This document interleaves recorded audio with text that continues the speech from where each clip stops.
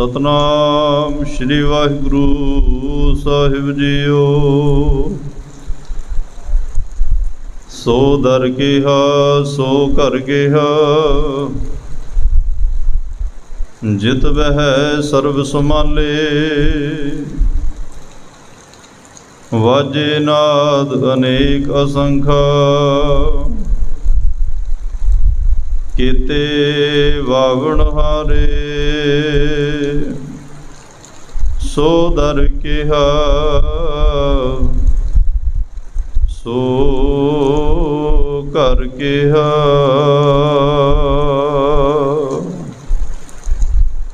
वाहिगुरु जी का खालसा वाहिगुरु जी की फतेह। परम सत्कार ते सन्मानयोग चवर छत्र तखत दे मालक जुगो जुगा टल सर्व सांझी वालता दे पैगंबर, दीन दुनिया दे राखे मनुखता दे सांझे रहबर गुरता गति ते सुभाईमान हलत पलत के रखियक। पवित्र दिलों की जगदी जोत धन धन धन साहिब श्री गुरु ग्रंथ साहिब जी महाराज साहिबां दी अपार किरपा बख्शिश रहमत दा सदका आप सरबत माई भाई गुरसिख संगत गुरुद्वारा सिंह शहीदां सोहाना विखे अमृत वेले दे दीवाना विच हाजरियां भर के अपना मनुखा जीवन सफल कर रहे हो, वडभागे हो, धनता दे योग हो। बहुत ही प्यार सत्कार नाल आप जी ने रब्बी गुरबाणी दे कीर्तन सरवण कीते ने। उपरंत श्री जपजी साहब जी की पावन पवित्र विचार उहदे नाल जुड़न दा सुभाग समा भी सतगुरां ने सानू बख्शिश कीता है। आओ इस मिले हुए समय नूं गुरु की बात पा के सतगुरां तो जीवन जाच सीखिए, जीवन उपदेश लईए। गुरमुख गाड़ी राह ते तुर के अपना मनुखा जीवन सफल करिए, जो साडे जीवन का मनोरथ है। नाल नाल जपजी साहब दी विचार और नाल ही अज सिख कौम दे महान शहीद अमर शहीद सिंह साहब भाई साहब भाई मनी सिंह साहब जी, उन्हां दा शहीदी दिहाड़ा भी है। उन्हां दी शहादत, उन्हां दे जीवन बारे भी आपां विचारां करांगे। तो नाल जो जपजी साहब की पावन पवित्र विचार चल रही है 27वीं पौड़ी, सतगुरु सो दर ते सो घर की गल कर रहे हैं, जिन्हों असीं लगातार समझण का यतन कर रहे हैं। कुछ पंक्तियां इस पावन पौड़ी दियां विचार अधीन ने, जिन्होंने असीं समझण का यतन करना है, क्योंकि जपजी साहब एक वो पावन पवित्र गुरबाणी है, विचार है,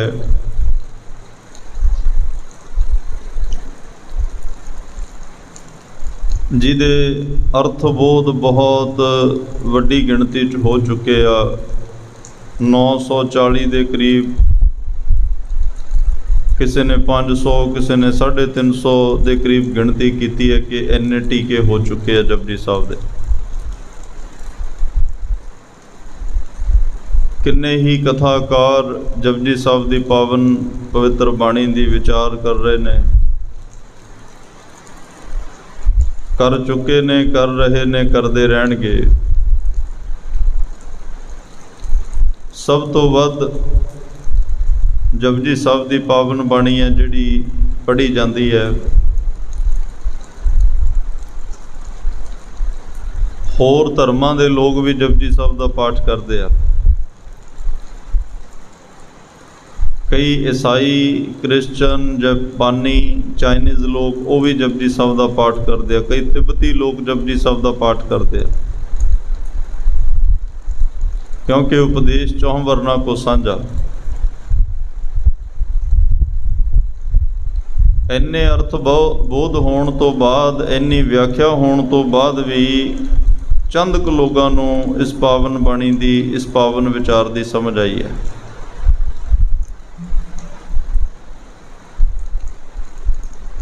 ਨੇ ਬਹੁਤਿਆਂ ਨੂੰ ਹਲੇ ਵੀ ਨਹੀਂ ਪਤਾ ਲੱਗਿਆ।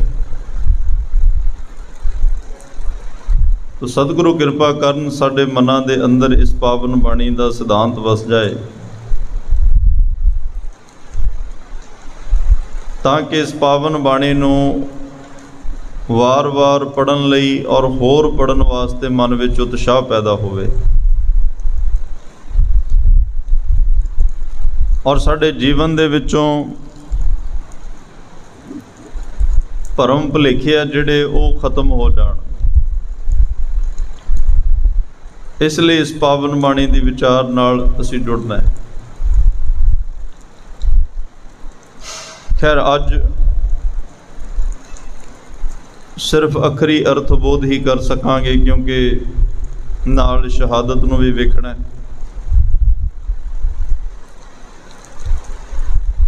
ਗਾਵਨ ਜਤੀ ਸਤੀ ਸੰਤੋਖੀ, ਗਾਵਹਿ ਵੀਰ ਕਰਾਰੇ, ਇੱਥੋਂ ਤੱਕ ਵਿਚਾਰ ਹੋਈ। ਅਗਲੀ ਪੰਕਤੀ ਹੈ, ਗਾਵਨ ਰਤਨ ਉਪਾਏ ਤੇਰੇ, 68 ਤੀਰਥ ਨਾਲੇ।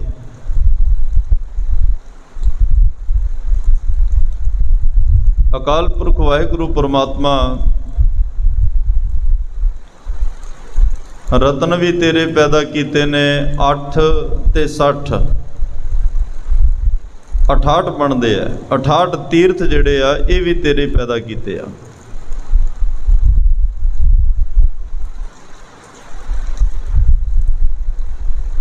ਜਿਹੜੇ ਰਤਨਾਂ ਦੀ ਗੱਲ ਸਤਿਗੁਰੂ ਕਰ ਰਹੇ ਆ,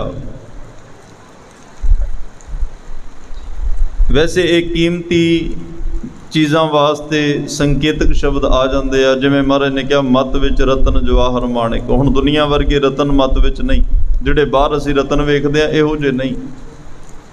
ਮੱਤ ਵਿੱਚ ਰਤਨ ਦਾ ਮਤਲਬ ਦੈਵੀ ਗੁਣ, ਪਰਮਾਤਮਾ ਵਰਗੇ ਗੁਣ ਉਹ ਪੈਦਾ ਹੋ ਜਾਂਦੇ ਆ।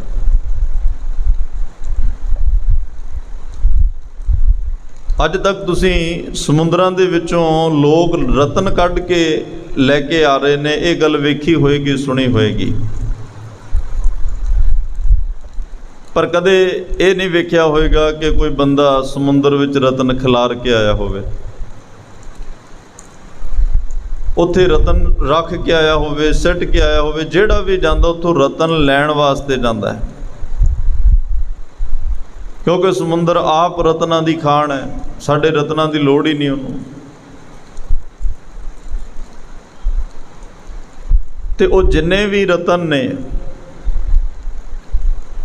ਸਤਿਗੁਰੂ ਪਾਤਸ਼ਾਹ ਕਹਿੰਦੇ ਨੇ, ਉਸ ਪਰਮਾਤਮਾ ਦੀ ਸਿਫਤ ਸਲਾਹ ਵਿੱਚ ਜੁੜੇ ਹੋਏ ਨੇ। ਹਰ ਕੋਈ ਉਸ ਪਰਮਾਤਮਾ ਦੇ ਭਾਣੇ ਵਿੱਚ ਚੱਲ ਕੇ ਉਹਨੂੰ ਗਾਉਣ ਦਾ ਯਤਨ ਕਰ ਰਿਹਾ ਹੈ। ਉਸ ਪਰਮਾਤਮਾ ਦੀ ਸਿਫਤ ਸਲਾਹ ਨਾਲ ਜੁੜਨ ਦਾ ਯਤਨ ਕਰ ਰਿਹਾ ਹੈ। ਰੱਬੀ ਭਾਣੇ ਵਿੱਚ ਚੱਲ ਕੇ ਉਸ ਵਾਹਿਗੁਰੂ ਦੀਆਂ ਬਖਸ਼ਿਸ਼ਾਂ ਨੂੰ ਮੰਨਣ ਦਾ ਯਤਨ ਕਰ ਰਿਹਾ।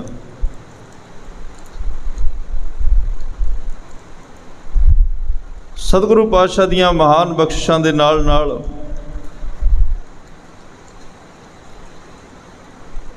ਕਿਉਂਕਿ ਇੱਕ ਜਿਹੜਾ ਅਸੀਂ ਸਫ਼ਰ ਤੈਅ ਕਰਕੇ ਆਏ ਹਾਂ, ਸਫ਼ਰ ਤੈਅ ਕਰਦੇ ਕਰਦੇ ਅਸੀਂ ਸੋ ਦਰ ਤੇ ਪਹੁੰਚੇ ਹਾਂ। ਸੋ ਦਰ ਤੇਰਾ ਸੋ ਦਰ ਕਿਹਾ, ਸੋ ਘਰ ਕਿਹਾ। ਉਹ ਰੱਬ ਦਾ ਦਰ ਤੇ ਉਹ ਘਰ ਕਿਹੋ ਜਿਹਾ ਜਿੱਥੇ ਉਹ ਪਰਮਾਤਮਾ ਵਸ ਰਿਹਾ, ਅਕਾਲ ਪੁਰਖ ਵਾਹਿਗੁਰੂ ਵਸ ਰਿਹਾ ਹੈ।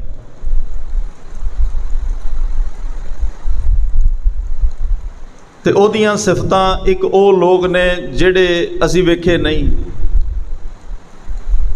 ਜਿਹਦਾ ਜ਼ਿਕਰ ਸਤਿਗੁਰੂ ਪਾਤਸ਼ਾਹ ਨੇ ਕੀਤਾ। ਗਾਵੈ ਤੋਹਨੋਂ ਪੌਣ ਪਾਣੀ ਬੈਸੰਤਰ, ਗਾਵੈ ਰਾਜਾ ਧਰਮ ਦੁਆਰੇ, ਗਾਵੈ ਚਿਤ ਗੁਪਤ ਲਿਖ ਜਾਣੈ, ਲਿਖ ਲਿਖ ਧਰਮ ਵਿਚਾਰੇ, ਗਾਵੈ ਈਸ਼ਰ ਬਰਮਾ ਦੇਵੀ ਸੋਹਣ ਸਦਾ ਸਵਾਰੇ, ਗਾਵੈ ਇੰਦ ਇੰਦਾਸਨ ਬੈਠੇ ਦੇਵਤਿਆਂ ਦਰ ਨਾਲੇ। ਇੱਥੋਂ ਤੱਕ ਉਹ ਨੇ ਜਿਨ੍ਹਾਂ ਨੂੰ ਅਸੀਂ ਵੇਖਿਆ ਨਹੀਂ, ਇੱਕ ਕਿਆਸ ਰਾਈਆਂ ਦੇ ਵਿੱਚੋਂ ਹੈ, ਇੱਕ ਅਨੁਮਾਨ ਲਾਏ ਹੋਏ ਨੇ, ਇੱਕ ਅਦ੍ਰਿਸ਼ਟ ਤਾਕਤਾਂ ਨੇ ਜਿਹੜੀਆਂ ਉਹਨੂੰ ਗਾ ਰਹੀਆਂ ਨੇ। फिर जेकर उन्हां दा आया, गावै सिद्ध समाधि अंदर, गावन साध विचारे, गावन जति सती संतोखी, गावै वीर करारे, गावन पंडित पढ़न रखीसर, जुग जुग वेदां नाले। सतगुरु पातशाह कहते पढ़न का अर्थ हुंदा पढ़ते सन। रखीसर वड्डे वड्डे रिखी, रखीसर रिखी जिन्हां ने कुछ लिखिया होवे, लिख के समाज नूं दिता, जिवें वाल्मीकि रिखी जी ने, उन्होंने वाल्मीकि रामायण लिखी।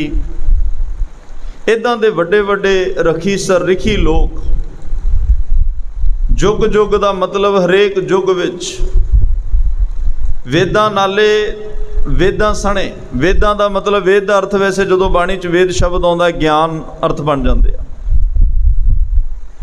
हे अकाल पुरख पंडित ते महारिखी जो वेदां नूं पढ़दे सन, वेदां सणे तैनूं वो गा रहे ने। जिन्हां ने वेदां दा पाठ कीता, जिहड़े वेद पाठी बने, वो भी तेरियां सिफतां विच जुड़े हुए ने। इन्ने वड्डे विद्वान लोग भी चलो भावें वेदां दा पाठ करके, वेदां दी व्याख्या करके, उन्हां दे जरिए तेरी सिफत सलाह कर रहे ने। गावै मोहणियां मन मोहन, सुरगा मच पयाले। मोहणियां दा अर्थ हुंदा सुंदर इस्त्रियां, मच मात लोक, पयाले दा अर्थ है पताल लोक। उस परमात्मा दीयां सिफतां विच जिहड़े जिहड़े लोग जुड़े हुए ने, जिहड़े उहनूं गा रहे ने, सुंदर इस्त्रियां जो सुरग, मात लोक ते पाताल लोक, तिन्ने लोकां दे विच हर थां मनुख दे मन नूं जो मोह लैंदियां ने, वो भी तैनूं गा रहीआं ने, वो भी तेरी सिफत सलाह विच जुड़ियां हुई ने। तो सतगुरु कह रहा, गावन रतन उपाय तेरे 68 तीर्थ नाले। उपाय का मतलब होंदा तेरे पैदा किए हुए। 68 तीर्थ भी उस रब ने पैदा किए। हिंदुस्तान इस देश के अंदर 68 तीर्थों की बड़ी महानता है, सनातन धर्म के विच खास करके। सरवण भगत नाल भी एक कहानी जुड़ी हुई है कि उहदे दृष्टहीन नेत्रहीन मापियां लई किसी ऋषि ने कहा कि जे 68 तीर्थों का इशनान करा ले, इन्हां नूं निगाह वापस आ जाएगी। उहदे लई उहने यतन भी किया। इदां दीयां बड़ियां पुराणिक कथावां जिहड़ियां उस वेले प्रचलित सन, सतगुरां ने उन्हां दे हवाले दिते, उन्हां दीयां उदाहरणां दित्तियां, लेकिन गल उस परमात्मा दी कीती, एक दी कीती। आधार नहीं बनाया। उदाहरण देण वास्ते ही हुंदी है, आधार बनाउण वास्ते नहीं हुंदी। आधार तो जो साडा मूल सिद्धांत है, जो साडा मॉरल है, आधार तो वही है, पर उदाहरणां कई बार लैणियां पैंदियां ने। सतगुरु कह रहा, गावन रतन उपाय तेरे 68 तीर्थ नाले। हे अकाल पुरख वाहिगुरु परमात्मा, जिन्ने तू रतन पैदा किए, जिन्ने भी 68 तीर्थ बनाए ने। वैसे तीर्थ जिहड़ा है, हुण गुरमत हर गल नवीं ते वखरी करदी है। इंसान सोचदा कि मैं तीर्थ ते जावां, इशनान करां ते मेरे सारे पाप धुल जाण, पर कदे ये नहीं सोचदा कि वो जगह तीर्थ बनी किवें जिथे असीं जा रहे हैं। पहलां किसी वेले तो वो जगह आम ही होएगी ना, अज असीं उहनूं तीर्थ कह रहे हैं। तीर्थ किवें बनी? फिर उथों की हिस्टरी लिख के लाए होएगी जी इत्थे कोई फलाने ऋषि सन, महापुरुष सन, महात्मा सन, कोई मुनिवर सन, कोई सिद्ध पुरुष सन, कोई साधक सन, कोई साध सी, कुछ भी इदां दा उन्हां दा जीवन लिख के लाया होएगा कि उन्हां ने इत्थे लंबा समा बैठ के बंदगी की, भगती की, तपस्या की, फिर ये तीर्थ बन गया। क्योंकि 68 तीर्थ जह साध भगत है, तहां बैकुंठ जै नाम उचरै। वो जगह 68 तीर्थों का महात्म बख्श दिंदी है। जिस जगह ते कोई बैठ के रब की इबादत करे, परमात्मा दे कोई गुण गावे, उहदी सिफत सलाह करे, वो जगह भी इन्ना महात्म उहदा बन जाता है उस जगह ते आउण दा, बैठण दा, कि जिन्ना तुसीं 68 तीर्थों ते इशनान कर लो, जिन्ना किसी बंदगी वाले जपी तपी दी कीती हुई उस देव भूमि तप भूमि ते जाके बैठ जाओ, इन्ना फल है। तो महाराज साहब कहते ਤੈਨੂੰ ਇੱਕ ਗੱਲ ਦਾ ਤਾਂ ਪਤਾ ਲੱਗ ਗਿਆ ਨਾ ਵੀ ਉਹ ਤੀਰਥ ਬਣਿਆ ਕਿਵੇਂ, ਕਿਉਂਕਿ ਉੱਥੇ ਕਿਸੇ ਨੇ ਰੱਬ ਦੀ ਬੰਦਗੀ ਕੀਤੀ ਹੈ। ਪਾਤਸ਼ਾਹ ਕਹਿੰਦੇ ਤੀਰਥ ਤੇ ਜਾਣ ਵਾਲਿਆ, ਜੇ ਮੇਰੀ ਰਾਏ ਮੰਨੇ, ਮੇਰੀ ਸਲਾਹ ਮੰਨੇ, ਤੀਰਥ ਤੇ ਤਾਂ ਤੂੰ ਸਾਲ 'ਚ ਇੱਕ ਵਾਰ ਜਾਏਗਾ, ਕਦੇ ਸਮਾਂ ਬਣਦਾ ਕਦੇ ਨਹੀਂ ਬਣਦਾ, ਪਰ ਤੂੰ ਕੋਸ਼ਿਸ਼ ਕਰ, ਮੈਂ ਤੈਨੂੰ ਰਸਤਾ ਦੱਸਾਂਗਾ, ਤੇਰੀ ਹੈਲਪ ਕਰਾਂਗਾ, ਮਦਦ ਕਰਾਂਗਾ। ਸਤਿਗੁਰੂ ਕਹਿ ਰਹੇ ਆ, ਜਿਵੇਂ ਉਸ ਮਹਾਨ ਆਤਮਾ ਨੇ ਰੱਬ ਦੀ ਇਬਾਦਤ ਕਰਕੇ ਉਸ ਜਗ੍ਹਾ ਨੂੰ ਤੀਰਥ ਬਣਾ ਲਿਆ, ਤੇ ਤੂੰ ਵੀ ਰੱਬ ਦੀ ਬੰਦਗੀ ਕਰਕੇ ਆਪ ਹੀ ਤੀਰਥ ਬਣ ਜਾ। ਤਾਂ ਹੀ ਮਹਾਰਾਜ ਨੇ ਕਿਹਾ ਤੀਰਥ ਵੱਡਾ ਕਿ ਹਰ ਕਾ ਦਾਸ, ਤੀਰਥ ਨਹਾਵਣ ਜਾਓ, ਤੀਰਥ ਨਾਮ ਹੈ। ਸਭ ਤੋਂ ਵੱਡਾ ਤੀਰਥ ਦਾ ਪਰਮਾਤਮਾ ਦਾ ਨਾਮ ਹੈ ਨਾ। ਤੂੰ ਆਪ ਬੰਦਗੀ ਕਰਕੇ, ਆਪ ਸਿਮਰਨ ਕਰਕੇ, ਆਪ ਭਜਨ ਕਰਕੇ, ਸਿਫਤ ਸਲਾਹਾਂ ਨਾਲ ਜੁੜ ਗਿਆ। ਦੇਖ ਕਿੰਨੇ ਜਾਣੇ ਉਸ ਪਰਮਾਤਮਾ ਨੂੰ ਗਾ ਰਹੇ ਆ, ਤੂੰ ਵੀ ਗਾ ਲੈ, ਗਾ ਗਾ ਕੇ ਤੂੰ ਆਪ ਹੀ ਤੀਰਥ ਬਣ ਜਾ।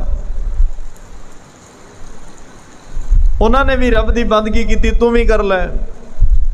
ਤੀਰਥ ਤੇ ਜਾਣ ਦਾ ਫਾਇਦਾ ਤਾਂ ਹੀ ਆ ਨਾ ਕਿ ਅਸੀਂ ਉੱਥੋਂ ਦੀ ਵਾਕਫੀਅਤ ਨੂੰ ਜਾਣ ਕੇ, ਸਮਝ ਕੇ, ਉੱਥੋਂ ਦੇ ਸਿਧਾਂਤ ਨਾਲ ਜੁੜੀਏ। ਜੇ ਉਹ ਸਿਧਾਂਤ ਗੁਰਮਤਿ ਔਰ ਪਰਮਾਤਮਾ ਦੇ ਅਨੁਕੂਲ ਹੈ। ਕਈ ਸਿਧਾਂਤ ਇਹੋ ਜਿਹੇ ਜਿਹੜੇ ਪਰਮਾਤਮਾ ਦੀ ਮਰਜ਼ੀ ਦੇ ਖਿਲਾਫ ਨੇ, ਉਹਦੇ ਨਾਲ ਮੇਲ ਨਹੀਂ ਖਾਂਦੇ, ਅਸੀਂ ਉਹਨਾਂ ਨੂੰ ਕਿਸੇ ਵੀ ਹਾਲਤ 'ਚ ਨਹੀਂ ਮੰਨ ਸਕਦੇ। ਪਰ ਤੀਰਥ ਤਾਂ ਹੀ ਬਣਦਾ ਜੇ ਉੱਥੇ ਕੋਈ ਰੱਬ ਦੀ ਬੰਦਗੀ ਕਰਦਾ। ਪਾਤਸ਼ਾਹ ਕਹਿੰਦੇ ਬੰਦਗੀ ਹੁਣ ਕੋਈ ਵੀ ਕਰ ਲੈ। ਤਾਂ ਹੀ ਤਾਂ ਮਹਾਰਾਜ ਨੇ ਕਿਹਾ ਹਰ ਇੱਕ ਪਾਤਸ਼ਾਹ ਬਣ ਸਕਦਾ, ਕਿਉਂਕਿ ਮੈਂ ਹਰ ਇੱਕ ਨੂੰ ਰੱਬ ਦੀ ਸਿਫਤ ਸਲਾਹ ਦਾ ਗੁਣ ਦੇ ਦਿੰਦਾ। ਹਰ ਕੋਈ ਉਸ ਪਰਮਾਤਮਾ ਨਾਲ ਜੁੜ ਸਕਦਾ ਹੈ। ਗਾਵਨ ਰਤਨ ਉਪਾਏ ਤੇਰੇ, ਇਹ ਜਿਹੜੇ ਇਹ ਨਿਰੰਕਾਰ ਅਕਾਲ ਪੁਰਖ ਵਾਹਿਗੁਰੂ ਪਰਮਾਤਮਾ ਤੇਰੇ ਪੈਦਾ ਕੀਤੇ ਹੋਏ ਰਤਨ 68 ਤੀਰਥਾਂ ਸਮੇਤ ਤੈਨੂੰ ਸਦਾ ਲਈ ਗਾ ਰਹੇ ਆ। ਜਦੋਂ ਦੇ ਉਹ ਬਣੇ ਨੇ ਉਦੋਂ ਦੇ ਗਾ ਰਹੇ ਆ, ਅੱਜ ਤੱਕ ਗਾ ਰਹੇ ਆ ਤੇ ਗਾਉਂਦੇ ਹੀ ਰਹਿਣਗੇ। ਜੇ ਉਹ ਤੀਰਥ ਵੀ ਉਸ ਰੱਬ ਨੂੰ ਗਾ ਰਹੇ ਆ, ਜਿਨ੍ਹਾਂ ਨੇ ਉੱਥੇ ਨਾਮ ਜਪਿਆ ਉਹ ਤੀਰਥ ਬਣ ਗਏ, ਉਹਨਾਂ ਨੇ ਵੀ ਰੱਬ ਦੇ ਗੁਣ ਗਾਇਆ। ਤੇ ਮਹਾਰਾਜ ਸਾਹਿਬ ਕਹਿੰਦੇ ਫਿਰ ਸੌਖਾ ਕੰਮ ਹੀ ਹੈ, ਇਹ ਤੂੰ ਹੀ ਕਰ ਲੈ ਨੂੰ। ਤੂੰ ਘਰੇ ਬੈਠ ਕੇ ਉਸ ਰੱਬ ਨੂੰ ਤੂੰ ਵੀ ਗਾ ਲੈ, ਤੂੰ ਵੀ ਉਹਦੀ ਸਿਫਤ ਸਲਾਹ ਨਾਲ ਜੁੜ ਜਾ, ਤੂੰ ਵੀ ਉਸ ਪਰਮਾਤਮਾ ਦੇ ਗੁਣਾਂ ਨਾਲ ਜੁੜ ਜਾ, ਤੂੰ ਵੀ ਨਾਮ ਨਾਲ ਜੁੜ ਜਾ, ਬੰਦਗੀ ਨਾਲ ਜੁੜ ਜਾ, ਸਿਮਰਨ ਨਾਲ ਜੁੜ ਜਾ, ਤਾਂ ਕਿ ਤੂੰ ਵੀ ਤੀਰਥ ਦਾ ਰੂਪ ਹੋ ਜਾਏ।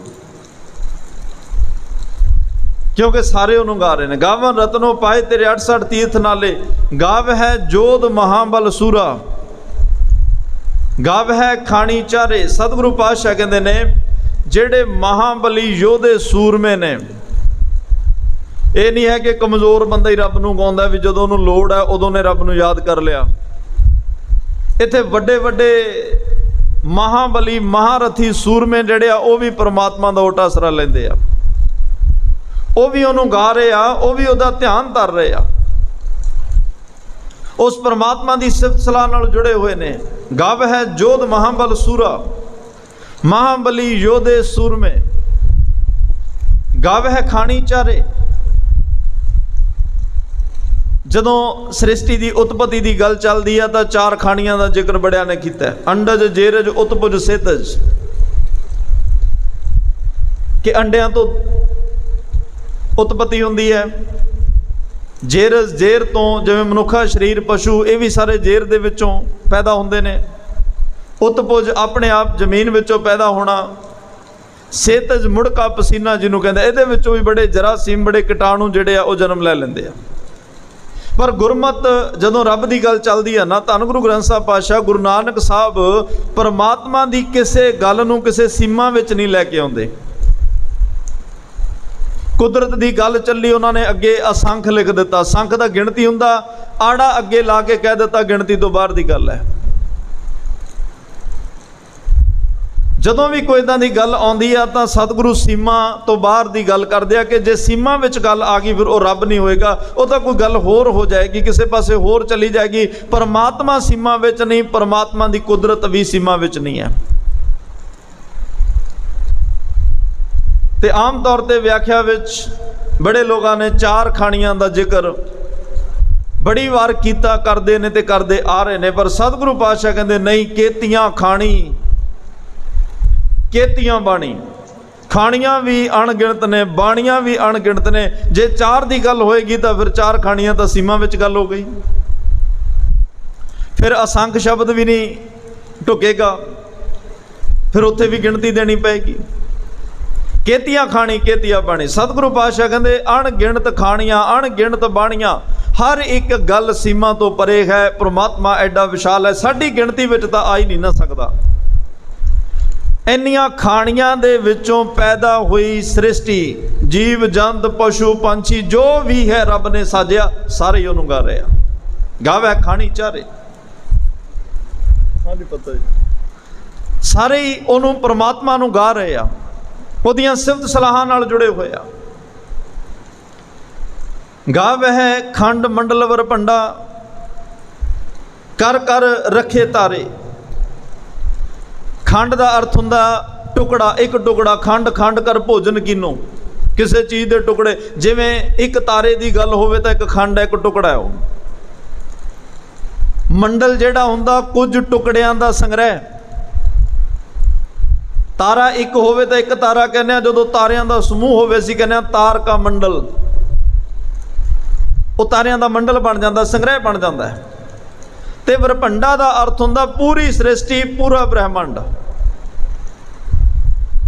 हे ਅਕਾਲ ਪੁਰਖ ਪਰਮਾਤਮਾ, ਗਾਵਹਿ ਖੰਡ ਮੰਡਲ ਵਰਭੰਡਾ।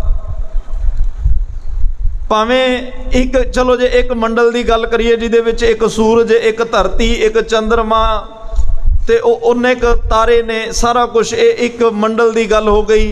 ਪਰ ਇੱਥੇ ਵਰਭੰਡਾ, ਪੂਰੀ ਬ੍ਰਹਿਮੰਡ, ਪੂਰੀ ਸ੍ਰਿਸ਼ਟੀ ਦੀ ਗੱਲ ਹੋ ਗਈ। ਜਿੰਨੇ ਵੀ ਭਵਨ, ਜਿੰਨੀਆਂ ਸ੍ਰਿਸ਼ਟੀਆਂ, ਜਿੰਨੇ ਦੀਪ, ਜਿੰਨੇ ਲੋਹ, ਜਿੰਨੇ ਪਤਾਲ, ਜਿੰਨੇ ਆਕਾਸ਼ ਉਸ ਪਰਮਾਤਮਾ ਨੇ ਸਾਜੇ, ਸਾਰਿਆਂ ਵਿੱਚ ਹੀ ਸਾਰੇ ਲੋਕ ਉਹਨੂੰ ਗਾ ਰਹੇ ਆ। ਉਹਦੇ ਨਿਯਮ, ਉਹਦੇ ਹੁਕਮ, ਉਹਦੇ ਕਾਨੂੰਨ ਵਿੱਚ ਚੱਲ ਕੇ ਉਹਨੂੰ, ਉਹਦੀ ਰਜ਼ਾ ਵਿੱਚ ਰਹਿ ਕੇ ਉਹਨੂੰ ਗਾ ਰਹੇ ਆ।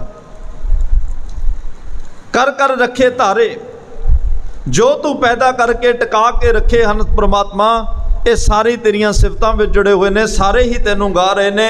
ਸਹੀ ਤੁਧ ਨੂੰ ਗਾਵਹਿ ਜੋ ਤੁਧ ਭਾਵਨ, ਰਤੇ ਤੇਰੇ ਭਗਤ ਰਸਾਲੇ। ਸਹੀ ਤੁਧ ਨੂੰ ਗਾਵਹਿ। ਹੁਣ ਇੱਥੇ 2 ਤਰ੍ਹਾਂ ਦੇ ਅਰਥ ਨੇ ਵਿਦਵਾਨਾਂ ਦੇ। ਮੈਂ ਪਹਿਲਾਂ ਬੇਨਤੀ ਕਰੀ ਆ, ਜਪਜੀ ਸਾਹਿਬ ਦੀ ਵਿਆਖਿਆ ਬੜੀ ਹੋ ਚੁੱਕੀ ਹੈ, ਜਪਜੀ ਸਾਹਿਬ ਦੇ ਟੀਕੇ ਬਹੁਤ ਹੋ ਚੁੱਕੇ ਆ। ਜਿੰਨਿਆਂ ਵਾਰੀ ਜਿੰਨਿਆਂ ਨੂੰ ਤੁਸੀਂ ਸੁਣੋਗੇ ਨਵਾਂ ਗਿਆਨ ਮਿਲੇਗਾ, ਕੋਈ ਸੀਮਾ ਨਹੀਂ ਹੈ। ਸਹੀ ਤੁਧ ਨੂੰ ਗਾਵੇ। ਅਕਾਲ ਪੁਰਖ ਵਾਹਿਗੁਰੂ ਪਰਮਾਤਮਾ ਅਸਲ ਵਿੱਚ ਤਾਂ ਉਹ ਤੇਰੇ ਪ੍ਰੇਮ ਵਿੱਚ ਰੱਤੇ ਰਸੀਏ ਭਗਤ ਜਨ ਜਿਹੜੇ ਨੇ ਤੈਨੂੰ ਗਾਉਂਦੇ ਹਨ, ਤੇਰੀ ਸਿਫਤ ਸਲਾਹ ਕਰ ਰਹੇ ਨੇ। ਭਾਵ ਉਹਨਾਂ ਦਾ ਹੀ ਗਾਉਣਾ ਸਫਲ ਹੈ ਜੋ ਤੈਨੂੰ ਚੰਗੇ ਲੱਗਦੇ ਹਨ। ਕੁਝ ਵਿਦਵਾਨ ਇਹ ਅਰਥ ਕਰ ਰਿਹਾ ਕਿ ਪਰਮਾਤਮਾ ਜਿਨ੍ਹਾਂ ਨੂੰ ਤੂੰ ਭਾ ਗਿਆ, ਜਿਨ੍ਹਾਂ ਨੇ ਤੇਰੇ ਗੁਣ ਸੁਣੇ, ਤੇਰਾ ਪਰਉਪਕਾਰੀ ਸੁਭਾਅ ਸੁਣਿਆ, ਤੇਰੇ ਐਡੇ ਵੱਡੀ ਵਿਸ਼ਾਲਤਾ, ਤੇਰੇ ਐਡੇ ਵੱਡੇ ਦਾਇਰੇ ਨੂੰ, ਐਡੇ ਵੱਡੇ ਘੇਰੇ ਨੂੰ ਸੁਣਿਆ, ਕਿਵੇਂ ਤੂੰ ਸਾਰੀ ਸ੍ਰਿਸ਼ਟੀ ਵਿੱਚ ਵਰਤ ਰਿਹਾ ਹੈ, ਕਿਵੇਂ ਇਹ ਸੰਸਾਰ ਪੈਦਾ ਕਰ ਰਿਹਾ, ਚਲਾ ਰਿਹਾ ਹੈ, ਕਿਵੇਂ ਤੂੰ ਬਖਸ਼ੰਦ ਹੈ, ਕਿਵੇਂ ਰੋਜ਼ੀ ਰੋਟੀ ਦੇ ਰਿਹਾ, ਕਿਵੇਂ ਪ੍ਰਤ ਪਾਲਣਾ ਕਰ ਰਿਹਾ।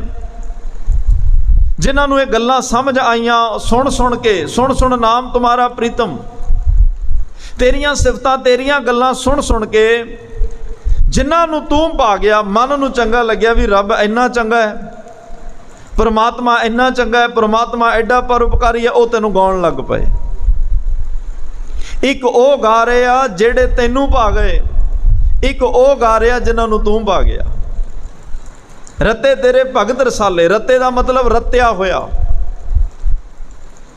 ਤੇਰੇ ਰੰਗ ਵਿੱਚ ਰੰਗਿਆ ਹੋਇਆ। ਇੰਨਾ ਖੁੱਭ ਕੇ, ਇੰਨਾ ਅੰਦਰੋਂ ਜੁੜ ਕੇ, ਇੰਨਾ ਭਿੱਜ ਕੇ ਗਾ ਰਹੇ ਆ। ਉਹ ਇਸ ਤਰ੍ਹਾਂ ਨਹੀਂ ਗਾ ਰਹੇ ਕਿ ਹਰ ਹਰ ਨਿਤ ਕਰਹਿ ਰਸਨਾ ਕਹਿਆ ਕਛੂ ਨਾ ਜਾਣੀ, ਵੀ ਰਸਨਾ ਤੋਂ ਹਰੀ ਹਰੀ ਕਹਿੰਦੇ ਰਹਿਣ, ਰਸਨਾ ਤੋਂ ਉਹਦੀਆਂ ਗੱਲਾਂ ਕਰਦੇ ਰਹਿਣ, ਪਰ ਕਹਿਆ ਕਛੂ ਨਾ ਜਾਣੀ, ਪਤਾ ਹੋਵੇ ਹੀ ਨਾ ਕੁਛ। ਉਹਨੂੰ ਹਾਜ਼ਰ ਨਾਜ਼ਰ ਸਾਖਸ਼ਤ ਸਮਝ ਕੇ ਉਹਨੂੰ, ਉਹਦੇ ਰਸ ਨੂੰ ਚਖ ਰਹੇ ਆ, ਉਹਦੇ ਰਸ ਨੂੰ ਪੀ ਰਹੇ ਆ। ਵਿਖੇ ਬਨ ਫਿਕੇ ਤਿਆਗਰੀ ਸਕੀਏ ਨਾਮ ਮਹਾਰਸ ਪੀਓ। ਉਹਦੇ ਰਸ ਨੂੰ ਪੀ ਰਹੇ ਨੇ, ਕਿਉਂਕਿ ਨਾਨਕ ਭਗਤਾਂ ਭੁੱਖ ਸਲਾਹਣ ਸੱਚ ਨਾਮ ਆਧਾਰ। ਭਗਤਾਂ ਦੀ ਭੁੱਖ ਹੀ ਪਰਮਾਤਮਾ ਦਾ ਨਾਮ ਹੈ, ਹੋਰ ਉਹਨਾਂ ਦੀ ਭੁੱਖ ਹੀ ਕੋਈ ਨਹੀਂ। ਸੱਚੇ ਨਾਮ ਕੀ ਲੱਗਾ ਭੁੱਖ। ਤੇ ਜਿਹਦੀ ਭੁੱਖ ਨਾਮ ਹੋਵੇ, ਤੇ ਜਿਵੇਂ ਇਨਸਾਨ ਪਦਾਰਥ ਰਸ ਲੈ ਲੈ ਕੇ ਚੱਖਦਾ, ਛਕਦਾ, ਖਾਂਦਾ, ਪੀਂਦਾ, ਇਵੇਂ ਹੀ ਰੱਬ ਦੇ ਪਿਆਰੇ ਰੱਬ ਦੇ ਨਾਮ ਨੂੰ ਰਸ ਲੈ ਲੈ ਕੇ ਚੱਖਦੇ ਆ, ਅੰਦਰ ਲੈ ਕੇ ਜਾਂਦੇ ਆ। ਕੁਰਲੀਆਂ ਨਹੀਂ ਕਰਦੇ, ਉਹ ਆਪਣੇ ਮਨ ਵਿੱਚ ਲੈ ਕੇ ਜਾਂਦੇ ਆ, ਆਪਣੇ ਹਿਰਦੇ ਤੱਕ ਲੈ ਕੇ ਜਾਂਦੇ ਆ, ਉਹਦਾ ਆਨੰਦ ਮਾਣਦੇ ਆ, ਉਹਦਾ ਰਸ ਮਾਣਦੇ ਆ।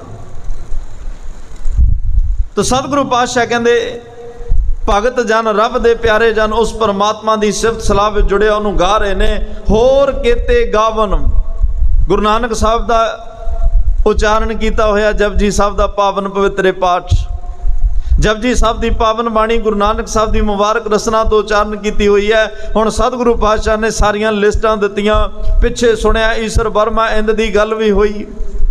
ਅਸੰਖ ਜਪ, ਅਸੰਖ ਭਾਉ ਦੀ ਲਿਸਟ ਦਿੱਤੀ, ਅਸੰਖ ਨਾਵ, ਅਸੰਖ ਥਾਪ ਦੀ ਲਿਸਟ ਦਿੱਤੀ। ਸਤਿਗੁਰੂ ਪਾਤਸ਼ਾਹ ਨੇ 100 ਦਰ 13 100 ਦਰ ਕਿਹਾ, 100 ਕਰ ਕਿਹਾ ਦੇ ਵਿੱਚ ਉਹ ਲਿਸਟ ਵੀ ਦਿੱਤੀ ਜਿਹੜੇ ਦਿਸ ਨਹੀਂ ਰਹੇ ਲੇਕਿਨ ਉਹਨੂੰ ਗਾ ਰਹੇ ਆ, ਉਹਨਾਂ ਦੀ ਲਿਸਟ ਵੀ ਮਹਾਰਾਜ ਨੇ ਦਿੱਤੀ ਜਿਹੜੇ ਇਸ ਧਰਤੀ ਦੇ ਜਿਨ੍ਹਾਂ ਨੂੰ ਅਸੀਂ ਵੇਖਿਆ ਹੋਏਗਾ ਜਾਂ ਵੇਖ ਸਕਦੇ ਹਾਂ ਸਿੱਧ ਸਮਾਧੀ ਅੰਦਰ, ਗਾਵਨ ਪੰਡਤ ਪੰਡ ਰਖੀਸਰ, ਇਹ ਸਾਰਿਆਂ ਦਾ ਜ਼ਿਕਰ ਪਾਤਸ਼ਾਹ ਨੇ ਕੀਤਾ। ਲੇਕਿਨ ਹੁਣ ਗੁਰੂ ਨਾਨਕ ਸਾਹਿਬ ਇੱਕ ਗੱਲ ਹੁਣ ਇੱਥੇ ਆ ਕੇ ਕਹਿ ਰਹੇ ਆ, ਇੰਨੇ ਜਾਣਿਆਂ ਦਾ ਜ਼ਿਕਰ ਕਰਨ ਤੋਂ ਬਾਅਦ ਕੀ ਕਹਿ ਰਿਹਾ? ਹੋਰ ਕੀਤੇ ਗਾਵਨ, ਹੋਰ ਪਤਾ ਨਹੀਂ ਪਰਮਾਤਮਾ ਕਿੰਨੇ ਕੁ ਗਾ ਰਿਹਾ। ਸੋ ਮੈਂ ਚੇਤਨਾਵਨ, ਮੇਰੇ ਚੇਤੇ ਵਿੱਚ ਨਹੀਂ ਆ ਰਹੇ, ਮੈਨੂੰ ਯਾਦ ਨਹੀਂ ਆ ਰਹੇ ਕਿ ਕਿੰਨੇ ਕੁ ਤੈਨੂੰ ਗਾ ਰਿਹਾ। ਜੇ ਮੇਰੇ ਚੇਤੇ 'ਚ ਹੁੰਦੇ ਮੈਂ ਲਿਖ ਦੇਣੇ ਸੀ। ਕਿੱਡੀ ਵਿਸ਼ਾਲਤਾ ਹੈ, ਕਿੱਡੀ ਉਸ ਪਰਮਾਤਮਾ ਦੀ ਅਕਥ ਕਥਾ ਹੈ, ਕਿੱਡਾ ਵੱਡਾ ਦਾਇਰਾ ਹੈ, ਕਿਵੇਂ ਉਹਨੂੰ ਸੀਮਾ ਵਿੱਚ ਲੈ ਕੇ ਆਵਾਂਗੇ। ਗੁਰੂ ਨਾਨਕ ਸਾਹਿਬ ਆਪ ਕਹਿ ਰਹੇ ਆ, ਹੋਰ ਕੀਤੇ ਗਾਵਨ ਸੇ ਮੈਂ ਚੇਤਨਾਵਨ, ਹੋਰ ਕਿੰਨੇ ਕੁ ਜਾਣੇ ਗਾ ਰਹੇ ਆ ਪਰਮਾਤਮਾ, ਮੇਰੇ ਵੀ ਚੇਤੇ ਵਿੱਚ ਨਹੀਂ, ਮੈਨੂੰ ਯਾਦ ਨਹੀਂ ਆ ਰਹੇ। ਕਿਹਦਾ ਕਿਹਦਾ ਮੈਂ ਜ਼ਿਕਰ ਕਰਾਂ? ਨਾਨਕ ਕਿਆ ਵਿਚਾਰੇ, ਮੇਰੇ ਤੋਂ ਗਿਣੇ ਨਹੀਂ ਜਾ ਸਕਦੇ। ਭਲਾ ਨਾਨਕ ਉਹਨਾਂ ਦੀ ਕੀ ਵਿਚਾਰ ਕਰ ਸਕਦਾ ਹੈ, ਉਹਨਾਂ ਬਾਰੇ ਕੀ ਦੱਸ ਸਕਦਾ ਹੈ ਜਿਨ੍ਹਾਂ ਬਾਰੇ ਮੈਨੂੰ ਪਤਾ ਨਹੀਂ, ਔਰ ਤੈਨੂੰ ਉਹ ਗਾ ਰਹੇ ਨੇ, ਤੇਰੀ ਸਿਫਤ ਸਲਾਹ ਵਿੱਚ ਜੁੜੇ ਹੋਏ ਨੇ। ਜਿਹੜੇ ਲੋਕ ਕਹਿੰਦੇ ਆ ਵੀ ਰੱਬ ਦਾ ਨਾਮ ਕਿਉਂ ਲੈਣਾ ਚਾਹੀਦਾ, ਕੀ ਫਾਇਦਾ, ਰੋਜ਼ ਗੁਰੂ ਘਰ ਕਿਉਂ ਜਾਣਾ ਚਾਹੀਦਾ, ਆਓ ਇਸ ਪੌੜੀ ਨੂੰ ਜ਼ਰੂਰ ਭਾਵਨਾ ਨਾਲ ਪੜ੍ਹ ਲੈਣ ਕਿ ਜੇ ਸਾਰੀ ਕੁਦਰਤ, ਸਾਰੀ ਬਨਸਪਤ, ਸਾਰੀ ਸ੍ਰਿਸ਼ਟੀ, ਸਾਰੇ ਦੇਵੀ ਦੇਵਤੇ, ਸਿੱਧ ਸਾਧਕ ਲੋਕ, ਗੁਰੂ ਪੀਰ ਪੈਗੰਬਰ ਔਲੀਏ ਸਾਰੇ ਉਹਨੂੰ ਗਾ ਰਹੇ ਆ, ਤੇ ਫਿਰ ਸਾਡੇ ਕੋਲੇ ਸਵਾਲ ਕਿੱਥੋਂ ਆ ਜਾਂਦਾ ਵੀ ਨਾਮ ਕਿਉਂ ਜਪੀਏ? ਅਸੀਂ ਇਹ ਕਿਉਂ ਪੁੱਛ ਰਹੇ ਹਾਂ ਵੀ ਨਾਮ ਕਿਉਂ? ਅਸੀਂ ਕਦੇ ਨਹੀਂ ਪੁੱਛਿਆ ਵੀ ਵਾਰ-ਵਾਰ ਸਾਹ ਕਿਉਂ ਲੈਣਾ ਚਾਹੀਦਾ।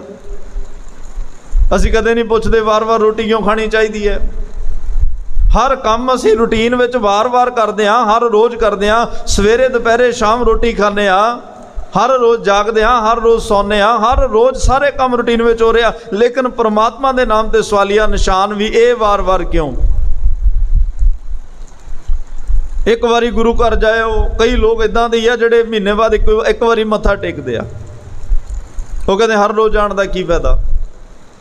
ਇੱਥੇ ਆਤਮਿਕ ਖੁਰਾਕ ਮਿਲਦੀ ਹੈ। ਇਹ ਸਾਡਾ ਆਤਮਿਕ ਜੀਵਨ ਨੂੰ ਜਿਉਣ ਵਾਸਤੇ ਵੀ ਤਾਂ ਖੁਰਾਕ ਚਾਹੀਦੀ ਆ ਨਾ। ਜੇ ਸਰੀਰ ਨੂੰ ਚਲਾਉਣ ਲਈ ਖੁਰਾਕ ਚਾਹੀਦੀ ਆ, ਆਤਮਾ ਨੂੰ ਬਲਵਾਨ ਤਕੜੀ ਕਰਨ ਵਾਸਤੇ ਵੀ ਆਤਮਿਕ ਭੋਜਨ ਚਾਹੀਦਾ। ਇੱਥੇ ਸਾਨੂੰ ਆਤਮਿਕ ਭੋਜਨ ਮਿਲਦਾ ਹੈ। ਥਾਲ ਵਿੱਚ ਤਨ ਵਸਤੂ ਪਈਓ, ਸਤ ਸੰਦੋਖ ਵਿਚਾਰੋ। ਜਿਹੜਾ ਗੁਰੂ ਗ੍ਰੰਥ ਸਾਹਿਬ ਪਾਤਸ਼ਾਹ ਦੇ ਅੰਦਰ ਭੋਜਨ ਪਿਆ, ਉਹ ਸਾਰਾ ਆਤਮਾ ਦਾ ਭੋਜਨ ਹੀ ਹੈ। ਇਸ ਭੋਜਨ ਨਾਲ ਸਾਡੀ ਆਤਮਾ ਤਕੜੀ ਹੁੰਦੀ ਹੈ, ਸਾਡੀ ਆਤਮਾ ਬਲਵਾਨ ਹੁੰਦੀ ਹੈ, ਜ਼ੋਰਾਵਰ ਹੁੰਦੀ ਹੈ। ਤਾਂ ਅਸੀਂ ਆਉਂਦੇ ਹਾਂ ਇੱਥੇ ਇੱਕ ਡਾਈਟ ਲੈਣ ਵਾਸਤੇ ਆਉਂਦੇ ਹਾਂ। ਅਖੰਡ ਕੀਰਤਨ ਦਿਨ ਭੋਜਨ ਚੂਰਾ, ਇੱਥੇ ਕੀਰਤਨ, ਇੱਥੇ ਸ਼ਬਦ, ਇੱਥੇ ਬਾਣੀ ਦਾ ਭੋਜਨ ਛਕਣ ਵਾਸਤੇ ਆਉਂਦੇ ਹਾਂ ਅਸੀਂ, ਤਾਂ ਕਿ ਸਾਡਾ ਮਨੋਬਲ ਤਕੜਾ ਹੋਵੇ, ਸਾਡੀ ਆਤਮਿਕ ਜੀਵਨ ਜਿਹੜਾ ਉਹ ਤਕੜਾ ਹੋਵੇ। ਬੰਦਾ ਦੇਹਧਾਰੀਆਂ ਦੇ ਚੁੰਗਲ 'ਚ ਉਦੋਂ ਹੀ ਫਸਦਾ ਹੈ, ਗੁੰਮਰਾਹ ਉਦੋਂ ਹੁੰਦਾ ਜਦੋਂ ਆਤਮਿਕ ਜੀਵਨ ਇਹਦਾ ਕਮਜ਼ੋਰ ਹੁੰਦਾ ਹੈ। ਆਤਮਿਕ ਜੀਵਨ, ਮਨੋਬਲ ਇਹਦਾ ਕਮਜ਼ੋਰ ਹੁੰਦਾ ਹੈ। ਉਦੋਂ ਇਨਸਾਨ ਕਿਸੇ ਨਾ ਕਿਸੇ ਲਾਲਚ ਵਿੱਚ ਆ ਕੇ ਗੁਰੂ ਤੋਂ ਪਿੱਠ ਕਰਦਾ ਹੈ, ਗੁਰੂ ਵੱਲ ਪਿੱਠ ਕਰਦਾ ਹੈ, ਬੇਮੁਖ ਹੁੰਦਾ ਹੈ। ਜਦੋਂ ਤੱਕ ਇਹਦੀ ਆਤਮਾ ਬਲਵਾਨ ਹੈ, ਅੰਦਰ ਪਰਮਾਤਮਾ ਦਾ ਨਾਮ ਵਸਿਆ ਹੈ, ਅੰਦਰ ਜਪਜੀ ਸਾਹਿਬ ਵਸਿਆ ਹੈ, ਉਦੋਂ ਤੱਕ ਇਹ ਕਿਸੇ ਦੇ ਬਹਿਕਾਵੇ 'ਚ ਨਹੀਂ ਆਉਂਦਾ, ਕਿਸੇ ਦੇ ਲਾਲਚ ਵਿੱਚ ਨਹੀਂ ਆਉਂਦਾ, ਕਿਸੇ ਡਰਾਵੇ ਵਿੱਚ ਨਹੀਂ ਆਉਂਦਾ। ਤਾਂ ਹੀ ਤਾਂ ਅਸੀਂ ਮਹਾਨ ਸ਼ਹੀਦ ਸਿੰਘਾਂ ਦੇ ਜਦੋਂ ਜੀਵਨ ਪੜ੍ਹਦੇ ਹਾਂ, ਦੁਸ਼ਮਣ, ਜ਼ਾਲਮ, ਹੁਕਮਰਾਨ ਉਹਨਾਂ ਨੂੰ ਡਰਾ ਰਹੇ ਹੁੰਦੇ ਆ, ਉਹਨਾਂ ਨੂੰ ਲਾਲਚ ਦੇ ਰਹੇ ਹੁੰਦੇ ਆ, ਉਹਨਾਂ ਨੂੰ ਬਹਿਕਾ ਰਹੇ ਹੁੰਦੇ ਆ, ਗੁੰਮਰਾਹ ਕਰ ਰਹੇ ਹੁੰਦੇ ਆ, ਪਰ ਉਹਨਾਂ ਕੋਲੇ ਇੱਕੋ ਹੀ ਗੱਲ ਹੁੰਦੀ ਆ ਵੀ ਸਾਨੂੰ ਬਸ ਬਾਣੀ ਦਾ ਪਾਠ ਕਰ ਲੈਣ ਦਿਓ। ਉਹ ਕੋਈ ਜਪਜੀ ਸਾਹਿਬ ਪੜ੍ਹ ਰਿਹਾ ਹੁੰਦਾ, ਕੋਈ ਸੁਖਮਨੀ ਸਾਹਿਬ ਪੜ੍ਹ ਰਿਹਾ ਹੁੰਦਾ, ਕਿਉਂਕਿ ਇਹ ਆਤਮਾ ਨੂੰ ਤਕੜਾ ਕਰਦੀ ਹੈ ਬਾਣੀ, ਆਤਮਿਕ ਜੀਵਨ ਨੂੰ ਉੱਚਾ ਚੁੱਕਦੀ ਹੈ ਬਾਣੀ। तो सतगुरु पातशाह कहते ने होर केते गावन से मैं चितना आवन, नानक क्या विचारे सोई सोई सदा सच साहिब साचा साची नाई। जिस अकाल पुरख ने ये सृष्टि पैदा की है वह इस वेले मौजूद है भी सच, आद सच, जुगाद सच, है भी सच, नानक होसी भी सच, सोई सोई सदा सच साहिब साचा साची नाई। महाराज कहते आ वो इस वेले मौजूद है और सदा ही मौजूद रहेगा। आपां ना भी होए उन्हें तां भी रहना, आपां नहीं सी उदों भी सी। ना वो जम्मिया है ते ना उन्हें मरना है, ना वो मरे ना होवे सोग, ना वो बूढ़ा ना हो बाला। वो हमेशा ही एक रस सतचित आनंद स्वरूप विच टिकिया होया है। उत्थे हरख सोग चिंता झोरा दुख कलेश किसी तरह की कोई भी इदां दी गल नहीं है। उत्थे तां तेरे घर आनंद वधाई तुद कर, उत्थे सदा ही आनंद वरत रहा है। बेगमपुरा शहर को ना हो। तो पातशाह कहते हैं वो परमात्मा सदा जुगो जुग अटल है, जिन्हें ये सारी सृष्टि पैदा की, जिन्हें ब्रह्मांड साजिया आप सारा, जिन्हें एक बचन तो सारा ब्रह्मांड पसर गया, वो हमेशा ही इत्थे मौजूद है तो हमेशा ही मौजूद रहेगा। हैप्पी होसी जाए ना जासी, रचना जिन रचाई। पातशाह कहते वो काल पुरख सदा है, वो मालक सच्चा है, और याद रखियो सच्ची नाई उदी वडियाई भी सच्ची है। जिन्हें ये रचना रची, जिन्हें ब्रह्मांड साजिया, सानू तुहानू सारियां नू बनाया, वो जुगो जुग अटल है, उदियां वडियाइयां भी जुगो जुग अटल ने। रंगी रंगी भाती कर कर जिनसी माया जिन उपाई, रंग परंग अनेक ना जापन करतबा। किन्ने तरह की उन्हें सृष्टि साजी उस परमात्मा ने। रंगी रंगी का अर्थ कई रंगां दी, भाती का अर्थ कई किस्मां दी, कर कर पैदा करके जिनसी कई जिनसां दी। उस परमात्मा ने, जिस अकाल पुरख ने कई रंगां कई किस्मां कई जिनसां दी माया रच दी। और एक गल याद रखियो, माया और ये सृष्टि जे कई रंगां दी ना हुंदी इथों सुहापण खत्म हो जाना सी। अज ये सानू सोहना ही सारा कुछ इस करके लग रहा क्योंकि इत्थे वन सुवंता है। फुल्लां दे बागां विच चले जाओ, तरह तरह के फुल वेख के मन खिड़ जाता है। बनस्पति नूं वेखो, तरह तरह के पौधे वेख के मन खिड़ जाता है। चिड़िया घर में चले जाओ, तरह तरह के जीव जंतु वेख के, पशु पंछी वेख के मन खुश हो जाता है। इसे करके खुश होता क्योंकि कई रंगां कई किस्मां कई जिनसां कई जातां कई मजहबां की दुनिया रब ने बनाई। हिंदुस्तान देश किन्नियां भाषावां ते किन्ने धर्मां दा देश है। हर एक देश की अपनी मातृभूमि बोली है, उतों का अपना कल्चर है, अपना खाण पान है, अपनी उन्हां दा रहन सहन का तरीका है, एक नवीनता है। उतों का हर एक तरह का उन्हां दा अपना ढंग है। तो जो वो पेश करते हैं किसी वड्डे प्लेटफार्म पर, वेखण वालियां नूं बड़ा चंगा लगता है। चंगा ही तां लगदा क्योंकि इत्थे कई किस्मां दा सारा कुछ है। रंगी रंगी भाती कर कर जिनसी माया जिन्हों पाई। रब ने कई किस्मां दी कई रंगा जिनसां दी ये माया पैदा कर दी। कर कर वेख्या कीता अपना जिवत इसकी वडियाई। आप ही ने आप साजियो, आप ही ने रचियो नाओ, दुई कुदरत साजी है। कर आसन डिठो चाओ, तो परमात्मा ने पाई ओ जिवें उसकी रजा है। भाव जिड्डा वड्डा वो आप है, ओडे वड्डे जिगरे नाल जगत नूं रच के अपने पैदा किए हुए दी वो आप ही संभाल कर रहा है। किसी ने परमात्मा नूं ये नहीं रखिया भी तू दुनिया पैदा करी, तू दुनिया नूं रिजक देना है ते तू दुनिया नूं खत्म करना। इदां दी कमांड किसी दे हथ विच नहीं दिती। सारा कुछ परमात्मा दे हथ विच ही कंट्रोल है। हुक्म है अंदर आएंदा प्यारा, हुक्म है जदों जाए कल्ले आवे नानका, सदे उठी जाए। सारा कुछ तो उहदे हुक्म विच है। जो तिस भावै नानका साई गल चंगी, जो तुद भावै साई भली करे करावे आपे आप। सारा कुछ तो आप कर रहे हो, किसी दूजे तीजे की गल नहीं है। लेकिन दुनिया में गल्लां प्रचलित कीतियां भी कोई पैदा होर कर रहा है, चला कोई होर रहा है, खत्म कोई होर कर रहा है। पर गुरमत कहती है नहीं, सारा कुछ परमात्मा आप कर रहा है। तो जो तिस भावै सोई करसी, हुक्म ना करना जाई। जो कुछ अकाल पुरख नूं भाउंदा है ਉਹੀ ਉਹ ਕਰੇਗਾ। ਕਿਸੇ ਜੀਵ ਪਾਸੋਂ ਅਕਾਲ ਪੁਰਖ ਅੱਗੇ ਕੋਈ ਹੁਕਮ ਨਹੀਂ ਕੀਤਾ ਜਾ ਸਕਦਾ ਕਿ ਪ੍ਰਮਾਤਮਾ ਤੂੰ ਐਵੇਂ ਨਹੀਂ ਐਵੇਂ ਕਰ। ਇੱਕ ਨਾ ਦੇ ਘਰ ਪੁੱਤ ਪੁੱਤਾਂ ਘਰ ਪੁੱਤਰੇ, ਇੱਕ ਨਾ ਦੇ ਘਰ ਧੀ ਧੀਆਂ ਘਰ ਦੋਤਰੇ, ਇੱਕ ਨਾ ਦੇ ਘਰ ਇੱਕ ਤੇ ਉਹ ਵੀ ਜਾਏ ਮਰ। ਵਜੀਦਿਆ ਕੌਣ ਸਾਹਿਬ ਨੂੰ ਕਹੇ ਇੰਜ ਨਹੀਂ ਇੰਜ ਕਰ, ਕੌਣ ਕਵੇ ਰੱਬ ਨੂੰ ਵੀ ਇਉਂ ਨਹੀਂ ਇਉਂ ਕਰਿਆ ਕਰ। ਉਹ ਉੱਥੇ ਕਿਸੇ ਦਾ ਹੁਕਮ ਨਹੀਂ ਚੱਲਦਾ। ਜੇ ਨਹੀਂ ਚੱਲਦਾ ਤਾਂ ਸਤਿਗੁਰੂ ਕਹਿੰਦੇ ਹੁਕਮ ਚਲਾਇਆ ਵੀ ਨਾ ਕਰ। ਜਿਸ ਠਾਕੁਰ ਸਿਓ ਨਾਹੀ ਚਾਰਾ ਤਾਂ ਕੋ ਕੀਜੈ ਸਦ ਨਮਸਕਾਰਾ। ਜਿਹਦੇ ਅੱਗੇ ਜ਼ੋਰ ਚਾਰਾ ਹੁਕਮ ਚੱਲਦਾ ਹੀ ਨਹੀਂ, ਫਿਰ ਉਹਦੇ ਅੱਗੇ ਨਮਸਕਾਰ ਕਰਕੇ ਅਰਦਾਸ ਹੀ ਕਰ ਲਿਆ ਕਰ, क्योंकि अपनी मर्जी नालों सारा चला रहा है। जो तिस भावै सोई करसी हुक्म ना करना। ये पिछे भी बचन आए ने, जो तुद भावै साई भली कार। जिन्ना पंच प्रवान पंच प्रधान ने असंख जप असंख भाव दियां पौड़ियां सारा कुछ वेख्या, वो किसी तो प्रभावित नहीं होया, किसी के पिछे नहीं चलिया। उन्हें अखीर ते ही क्या कुदरत कवन कहा विचार वारिया ना जावा एक बार। जो तुद भावै साई भली कार, क्योंकि तू सदा सलामत निरंकार, तू सदा ही परमात्मा हैप्पी होसी जाए ना जासी रचना जिन रचाई। आद सच जुगाद सच है।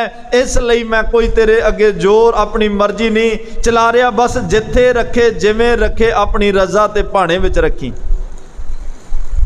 अपने हुक्म विच सानू रखी। सो पातशाहो शाह पत साहिब नानक रहन रजाई।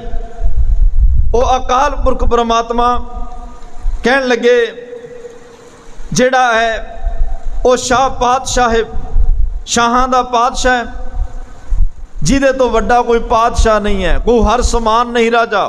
उन्होंने असीं सच्चा पातशाह कह रहे हैं। अकाल पुरख परमात्मा के पातशाह है, पातशाहां दा भी पातशाह है नानक। जीवां नूं उस दी रज़ा विच रहना ही फबदा है, ਜਿਹੜਾ ਸਾਰਿਆਂ ਉੱਪਰ ਹੁਕਮ ਚਲਾਉਣ ਦੇ ਸਮਰੱਥ ਹੈ। ਸਾਰੀ ਕਾਇਨਾਤ ਨੂੰ ਆਪਣੇ ਹੁਕਮ ਦੀ ਨੱਥ ਪਾ ਕੇ ਇੱਕ ਨਿਯਮ ਦੇ ਵਿੱਚ ਚਲਾਉਣ ਦੇ ਜਿਹੜਾ ਸਮਰੱਥ ਹੈ, ਤੇ ਸਾਨੂੰ ਵੀ ਉਹਦੇ ਹੁਕਮ ਵਿੱਚ ਚੱਲਣਾ ਹੀ ਸ਼ੋਭਾ ਦਿੰਦਾ ਹੈ। ਸਾਨੂੰ ਕਦੇ ਵੀ ਆਪਣੀ ਮਰਜ਼ੀ ਦੇ ਨਾਲ ਨਹੀਂ ਚੱਲਣਾ ਚਾਹੀਦਾ। ਕਦੇ ਵੀ ਰੱਬ ਨੂੰ ਇਹ ਸਲਾਹਾਂ ਨਹੀਂ ਦੇਣੀਆਂ ਚਾਹੀਦੀਆਂ, ਕਿਉਂਕਿ ਉਹ ਸਲਾਹ ਲੈਂਦਾ ਵੀ ਕਿਸੇ ਦੀ ਨਹੀਂ, ਉਹਦੇ ਅੱਗੇ ਸਲਾਹ ਚੱਲਦੀ ਵੀ ਕਿਸੇ ਦੀ ਨਹੀਂ। बस ਉਹਦੇ ਅੱਗੇ ਤਾਂ ਰਜਾ ਦੇ ਵਿੱਚ ਹੀ ਚੱਲਿਆ ਜਾਂਦਾ ਹੈ, ਉਹਦੇ ਹੁਕਮ ਵਿੱਚ ਹੀ ਚੱਲਿਆ ਜਾਂਦਾ ਹੈ। ਅਕਾਲ ਪੁਰਖ ਵਾਹਿਗੁਰੂ ਪਰਮਾਤਮਾ ਜਿਹੜਾ ਇੰਨਾ ਸਮਰੱਥ ਹੈ, ਉਸ ਸਮਰੱਥ ਪਰਮਾਤਮਾ ਦੇ ਚਰਨਾਂ ਨਾਲ ਜੁੜ, ਅਕਾਲ ਪੁਰਖ ਦੇ ਚਰਨਾਂ ਨਾਲ ਜੁੜ, ਜਿਹਦੀਆਂ ਬਖਸ਼ਿਸ਼ਾਂ ਜਿਹਦੀਆਂ ਰਹਿਮਤਾਂ ਹਰ ਵੇਲੇ ਹਰ ਪਾਸੇ ਵਰਤ ਰਹੀਆਂ ਨੇ। ਔਰ ਸਤਿਗੁਰਾਂ ਨੇ ਉਹਦਾ ਦਰ ਤੇ ਘਰ ਵੀ ਦੱਸ ਦਿੱਤਾ ਹੈ ਕਿ ਉਹਦਾ ਦਰ ਘਰ ਸਾਰਾ ਸੰਸਾਰ ਬ੍ਰਹਿਮੰਡ ਉਹਦਾ ਘਰ ਹੈ, ਤੇ ਉਹਦਾ ਦਰ ਧਿਆਨ ਹੈ। ਧਿਆਨ ਦੇ ਨਾਲ ਤੂੰ ਉਹਦੇ ਘਰ ਵਿੱਚ ਜਾ ਕੇ ਪ੍ਰਵੇਸ਼ ਕਰ ਸਕਦਾ ਹੈ, ਉਹਦੀਆਂ ਬਖਸ਼ਿਸ਼ਾਂ ਨੂੰ ਮਾਣ ਸਕਦਾ ਹੈ, ਉਹਦੀਆਂ ਰਹਿਮਤਾਂ ਨੂੰ ਮਾਣ ਸਕਦਾ ਹੈ। ਤੇ ਉਸ ਪਰਮਾਤਮਾ ਨੂੰ ਸਾਰੇ ਹੀ ਗਾ ਰਿਹਾ, ਤੂੰ ਵੀ ਗਾ, ਤੂੰ ਵੀ ਉਹਦੀ ਸਿਫਤ ਵਿੱਚ ਚੱਲ। ਤੇ ਉਹਨੂੰ ਗਾਉਣਾ ਕੀ ਹੈ? ਉਹਦੇ ਹੁਕਮ ਵਿੱਚ ਚੱਲਣਾ। ਇੱਕ ਉਹ ਨਾਮ ਹੁਕਮ ਹੈ, ਨਾਮ ਵੀ ਹੁਕਮ ਹੈ, ਹੁਕਮ ਹੀ ਨਾਮ ਹੈ। ਉਹਦੀ ਰਜ਼ਾ ਵਿੱਚ ਚੱਲਣਾ ਹੀ ਉਹਨੂੰ ਗਾਉਣਾ ਹੈ। ਸੋ ਆਓ, ਅੱਜ ਸਿੰਘ ਸਾਹਿਬ ਭਾਈ ਸਾਹਿਬ ਭਾਈ ਮਨੀ ਸਿੰਘ ਸਾਹਿਬ ਹੋਣਾ ਦਾ ਸ਼ਹੀਦੀ ਦਿਹਾੜਾ ਹੈ। ਇਹ ਉਹ ਪਾਕ ਪਵਿੱਤਰ ਰੂਹ ਹੈ ਜਿਨ੍ਹਾਂ ਨੇ ਧੰਨ ਗੁਰੂ ਨਾਨਕ ਦੇਵ ਪਾਤਸ਼ਾਹ ਦੇ ਘਰ ਵਿੱਚ ਬੇਅੰਤ ਰਹਿਮਤਾਂ ਮਾਣੀਆਂ। ਭਾਈ ਸਾਹਿਬ ਭਾਈ ਮਨੀ ਸਿੰਘ ਉਹਨਾਂ ਦਾ ਜਨਮ ਸਨ 1644 ਪਿੰਡ ਅਲੀਪੁਰ, ਜ਼ਿਲ੍ਹਾ ਮੁਜ਼ੱਫਰਗੜ੍ਹ, ਜੋ ਅੱਜ ਪਾਕਿਸਤਾਨ ਦੇ ਵਿੱਚ ਹੈ। ਭਾਈ ਸਾਹਿਬ ਭਾਈ ਮਾਈ ਦਾਸ ਦੇ ਘਰ ਹੁੰਦਾ ਹੈ। 13 ਸਾਲ ਦੀ ਉਮਰ ਸੀ ਜਦੋਂ ਭਾਈ ਮਾਈ ਦਾਸ ਜੀ ਆਪਣੇ ਪੁੱਤਰ ਨਾਮ ਭਾਈ ਮਨੀ ਰਾਮ ਰੱਖਿਆ। ਮਨੀਆਂ ਵੀ ਪਿਆਰ ਨਾਲ ਕਹਿ ਦਿੰਦੇ ਨੇ। ਕੀਰਤਪੁਰ ਸਾਹਿਬ ਆਏ। ਕੀਰਤਪੁਰ ਸਾਹਿਬ ਉਸ ਵੇਲੇ ਧੰਨ ਧੰਨ ਗੁਰੂ ਹਰਿਰਾਏ ਸਾਹਿਬ ਪਾਤਸ਼ਾਹ ਜੋ ਜਗਾ ਰਹੇ ਆ। ਫਿਰ ਮੈਂ ਸੰਖੇਪ ਮਾਤਰ ਸਿਰ ਬੇਨਤੀ ਕਰਾਂਗਾ, ਕਿਉਂਕਿ ਅਸੀਂ ਸ਼ਹਾਦਤ ਦੇ ਦਰਸ਼ਨ ਕਰਨੇ ਆ। ਭਾਈ ਸਾਹਿਬ ਭਾਈ ਮਨੀ ਸਿੰਘ ਉਹਨਾਂ ਦਾ ਪੂਰਾ ਜੀਵਨ, ਇਹਨਾਂ ਦੇ ਪਰਿਵਾਰ ਦੀਆਂ ਸ਼ਹਾਦਤਾਂ ਜਿੰਨੀਆਂ ਹੋਈਆਂ ਨੇ, ਇਹਨਾਂ ਸਾਰੀਆਂ ਨੂੰ ਵਿਚਾਰਨ ਵਾਸਤੇ ਘੱਟੋ ਘੱਟ 1 ਹਫ਼ਤੇ ਦਾ ਸਮਾਂ ਚਾਹੀਦਾ। ਕੀਰਤਪੁਰ ਸਾਹਿਬ ਦੀ ਧਰਤੀ ਤੇ ਆਏ, ਧੰਨ ਗੁਰੂ ਹਰਿਰਾਏ ਸਾਹਿਬ ਪਾਤਸ਼ਾਹ ਦੇ ਦਰਸ਼ਨ ਕੀਤੇ। ਹੋਰ ਵੀ ਸੰਗਤਾਂ ਦਰਸ਼ਨ ਕਰ ਰਹੀਆਂ ਨੇ। ਤਨ ਮਨ ਹੋਏ ਨਿਹਾਲ ਜਾ ਗੁਰ ਦੇਖਾਂ ਸਾਹਮਣੇ। ਭਾਈ ਮਾਈ ਦਾਸ ਦਰਸ਼ਨ ਕਰਕੇ ਨਿਹਾਲ ਹੋਇਆ, ਭਾਈ ਮਨੀ ਰਾਮ ਜੀ ਦਰਸ਼ਨ ਕਰਕੇ ਨਿਹਾਲ ਹੋਏ। ਸਤਿਗੁਰੂ ਪਾਤਸ਼ਾਹ ਦੇ ਬਚਨ ਬਿਲਾਸ ਸੁਣੇ। ਅੱਜ ਇਸ ਗੁਰਮੁਖ ਰੂਹ ਦੇ ਉੱਪਰ ਧੰਨ ਗੁਰੂ ਹਰਿਰਾਏ ਸਾਹਿਬ ਪਾਤਸ਼ਾਹ ਦੀ ਜਦੋਂ ਨਜ਼ਰ ਪਈ, ਭਾਈ ਮਾਈ ਦਾਸ ਜੀ ਆਪਣੇ ਪੁੱਤਰ ਨੂੰ ਕੋਲ ਲੈ ਕੇ ਆਏ, ਨਮਸਕਾਰ ਕੀਤੀ। ਮਹਾਰਾਜ ਨੇ ਪੁੱਛਿਆ ਨਾਮ ਕੀ ਹੈ? ਕਹਿੰਦਾ ਪਾਤਸ਼ਾਹ ਨਾਮ ਮਨੀ ਰਾਮ ਰੱਖਿਆ। ਇਸ ਬੱਚੇ ਦਾ ਨਾਮ ਮੈਂ ਮਨੀ ਰਾਮ ਰੱਖਿਆ। तो सतगुरु पातशाह ने बड़े खुश होके क्या सी, बड़े वजद विच आके बड़े प्यार दे विच क्या सी कि ये बड़ा गुणा दा मालक होएगा, बड़े गुण इहदी जिंदगी विच प्रगट होणगे, बड़ियां बख्शिशां दा मालक होएगा, बड़ियां रहमतां इहदे घर विच इहदे जीवन विच वरतणगियां। अज एक असीस गुरु हरराय पातशाह तो मिली। समा अपनी तौर तुरिया, धन गुरु हरकृष्ण साहब पातशाह गुरता गद्दी ते विराजमान होए।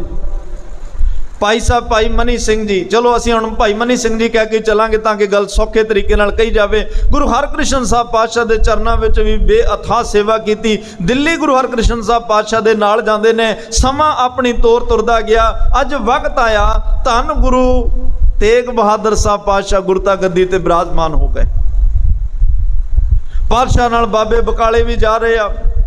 ਚੱਕ नानकी ਦਾ ਜਦੋਂ ਟੱਕ लगता आनंदपुर साहब उदों भाई मनी सिंह जी नाल ने। बेअंत रहमतां गुरु तेग बहादुर साहब पातशाह के चरणों में भी रह के भाई साहब भाई मनी सिंह उन्होंने ने माणियां, बड़ियां बख्शिशां उन्होंने गुरु घर 13 साल की उम्र में गुरु घर आ गए आ। ते याद रखियो जदों शहादत का जाम पींदे आ उस वेले 90 साल की उम्र हो चुकी है। 77 साल के करीब भाई मनी सिंह का जीवन जिहड़ा गुरु घर में लंघदा है। 77 साल का वक्त बहुत लमेरा वक्त है। 8 दहाकियां के करीब समा बन जाता है। तो इदां दियां बख्शिशां इस घर विचों मिल रही ने। और 35 साल की उम्र हुई भाई साहब उन्होंने उदों उन्होंने पोथियां गुरबाणी दियां और गुटके साहब लिखण की भी सेवा की। गुरबाणी की कथा करनी, बच्चों को गुरबाणी पढ़ाउणी, संथ्या कराउणी, कथा सिखाउणी, ये पर उपकार नाल भाई मनी सिंह जी कर रहे हैं। क्योंकि उस गुरसिख का एक जीवन एक घाट घड़ी जा रही है जिहदा कल बंद बंद कटिया जाना, लेकिन उन्हें सी तक नहीं करनी। गुरु हरराय साहब पातशाह तो गल शुरू हो रही है। समा अपनी तौर तुरदा गया ते भाई साहब भाई मनी सिंह उन्हों का एक वो परिवार है जिन्हों के जे आप कल्ले परिवार के जियां की जे पूरे भतीजियां की गल होर शरीके चो गल करिए तो गिणती बहुत लमेरी है। वैसे 29 जाने बनते आ। इन्हां दे दादा भाई बल्लू राव जी अमृतसर साहब की पहली जंग विचों शहीद होंदे आ।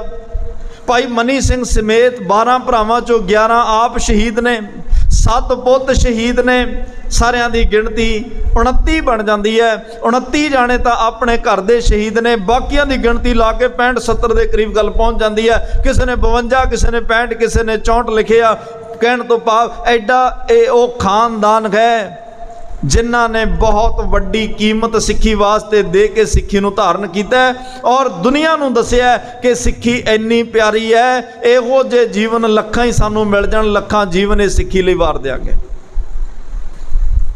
वो भाई मनी सिंह होनी, भाई दयाल दास जी, भाई दयाला जी गुरु तेग बहादुर साहब पातशाह नाल शहीद हो रहे हैं, उबलदियां देगां च उबालिया जा रहा है। भाई मनी सिंह साहब दे भरा ने वो भाई बचेतर सिंह जी जिन्हां ने मस्त हाथी दे मत्थे च नागणी वर्षा मार के उन्होंने भजाया। भाई मनी सिंह साहब दे सुपुत्र ने भाई बचेतर सिंह। एक लंबी दास्तान है।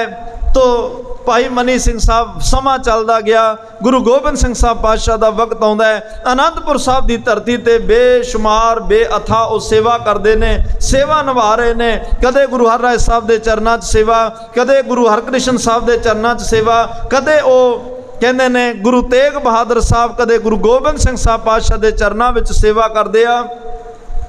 एक विद्वान ने उन्होंने जिहड़ा है शहीद बिलास दे विच एक कवित लिखिया। कवित दे विच भाई मनी सिंह उन्होंने दे पूरे जीवन की तस्वीर नूं खिंचण का जिक्र उन्होंने यतन किया। भाई मनी सिंह साहब कहते सेवा सी करंत ते रहंत गुरां पास सदा। भाई मनी सिंह उन्हें सेवा करते आ। सेव की संदोखी जिन्नी सचो सच त्याया, उन्नी मंदे पैर ना रखियो कर सो करे धर्म कमाया। उन्हें दुनिया तोड़े बंधना, अन्न पानी थोड़ा खाया तुम बख्शीशी अगला ने देवै चढ़ा सवाया। वड्याई वड्डा अज उस परमात्मा के घर विच इन्नियां सेवावां, सतगुर की सेवा सफल है जे को करे चितलाए। भाई मनी सिंह जी हर वेले सेवा जुड़े रहंदे ने। वो कवित विच लिख रहा सेवा सी करांत ते रहंत गुरां पास सदा, लिख लिख बाणी करे पोथियां तैयार खे। ਬਾਣੀ ਲਿਖਣ ਦੀ ਸੇਵਾ ਵੀ ਕਰ ਰਹੇ ਆ, ਪੋਥੀਆਂ ਤਿਆਰ ਕਰ ਕਰਕੇ ਕੌਮ ਦੇ ਵਿੱਚ ਉਹ ਸੇਵਾ ਕਰ ਰਹੇ ਆ। ਪੜ੍ਹਦਾ ਪੜ੍ਹਾਉਂਦਾ ਤੇ ਜਿਤਾਂਦਾ ਨਹੀਂ ਆਪ ਤਾਈਂ, ਆਪ ਬਾਣੀ ਪੜ੍ਹ ਰਿਹਾ, ਹੋਰ ਸਿੱਖਾਂ ਨੂੰ ਪੜ੍ਹਾ ਰਿਹਾ, ਆਪ ਕਥਾ ਕਰ ਰਿਹਾ, ਹੋਰ ਸਿੱਖਾਂ ਨੂੰ ਸਿਖਾ ਰਿਹਾ, ਆਪ ਗੁਰਬਾਣੀ ਦੀ ਵਿਆਖਿਆ ਕਰ ਰਿਹਾ ਤੇ ਹੋਰਾਂ ਨੂੰ ਵਿਆਖਿਆ ਪੜ੍ਹਾ ਰਿਹਾ। ਪੜ੍ਹਦਾ ਪੜ੍ਹਾਉਂਦਾ ਤੇ ਜਿਤਾਂਦਾ ਨਹੀਂ ਆਪ ਤਾਈਂ, ਮਨ ਨੀਵਾ ਮਤ ਉੱਚੀ, ਇਹ ਦਿਲ ਧਾਰ ਗਏ। ਇੰਨਾ ਵੱਡਾ ਗੁਣ ਹੋਣ ਦੇ ਬਾਵਜੂਦ ਵੀ ਮਨ ਨੀਵਾ ਹੈ ਤੇ ਮਤ ਉੱਚੀ ਹੈ। ਕੋਈ ਹੰਕਾਰ ਨਹੀਂ, ਕੋਈ ਕਿਸੇ ਤਰ੍ਹਾਂ ਦਾ ਮਨ ਵਿੱਚ ਇਦਾਂ ਦਾ ਨਹੀਂ ਕਿ ਮੈਂ ਐਡਾ ਵਿਦਵਾਨ ਜਾਂ ਮੈਂ ਸਾਰਿਆਂ ਨੂੰ ਪੜ੍ਹਾ ਸਿਖਾ ਰਿਹਾ, ਨਹੀਂ। ਬੜੀ ਨਿਮਰਤਾ, ਹਰ ਵੇਲੇ ਸੰਗਤਾਂ ਦੇ ਚਰਨਾਂ ਦੀ ਧੂੜ ਬਣ ਕੇ ਰਹਿੰਦੇ ਆ, ਸੰਗਤਾਂ ਦੀ ਸੇਵਾ ਕਰ ਰਹੇ ਆ। ਹੱਠੀ ਜੱਪੀ ਤਪੀ ਪੂਰਾ ਸਿੱਖੀ ਸਿਦਕ ਦਾ ਪੁਤਲਾ ਸੀ, ਵਿਕਾਰਾਂ ਵੱਲੋਂ ਹਟ ਗਏ, ਜਪ ਗਏ, ਸੇਵਾ ਨਾਲ ਤਪ ਗਏ, ਹਰ ਗੱਲ ਵਿੱਚ ਪੂਰੇ ਨੇ। ਸਿੱਖੀ ਸਿਦਕ ਦਾ ਪੁਤਲਾ ਸੀ, ਸਾਖੀਆਂ ਸਿਦਕ ਦੀਆਂ ਕਰਦਾ ਤਿਆਰ ਹੈ।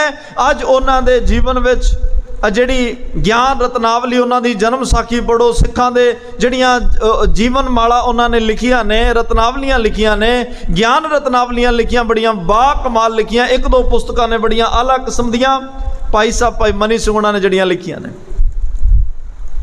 ਸੇਵਾ ਖਰੀ ਐਵੇਂ ਕਿਵੇਂ ਬੀਤ ਗਏ ਬਰਖ ਕਈ, ਇਦਾਂ ਹੀ ਸੇਵਾ ਕਰਦਿਆਂ ਕਈ ਸਾਲ ਲੰਘ ਗਏ। ਹੁਣ 7ਵੇਂ ਪਾਤਸ਼ਾਹ ਤੋਂ ਚੱਲੇ ਆ ਰਹੇ ਆ,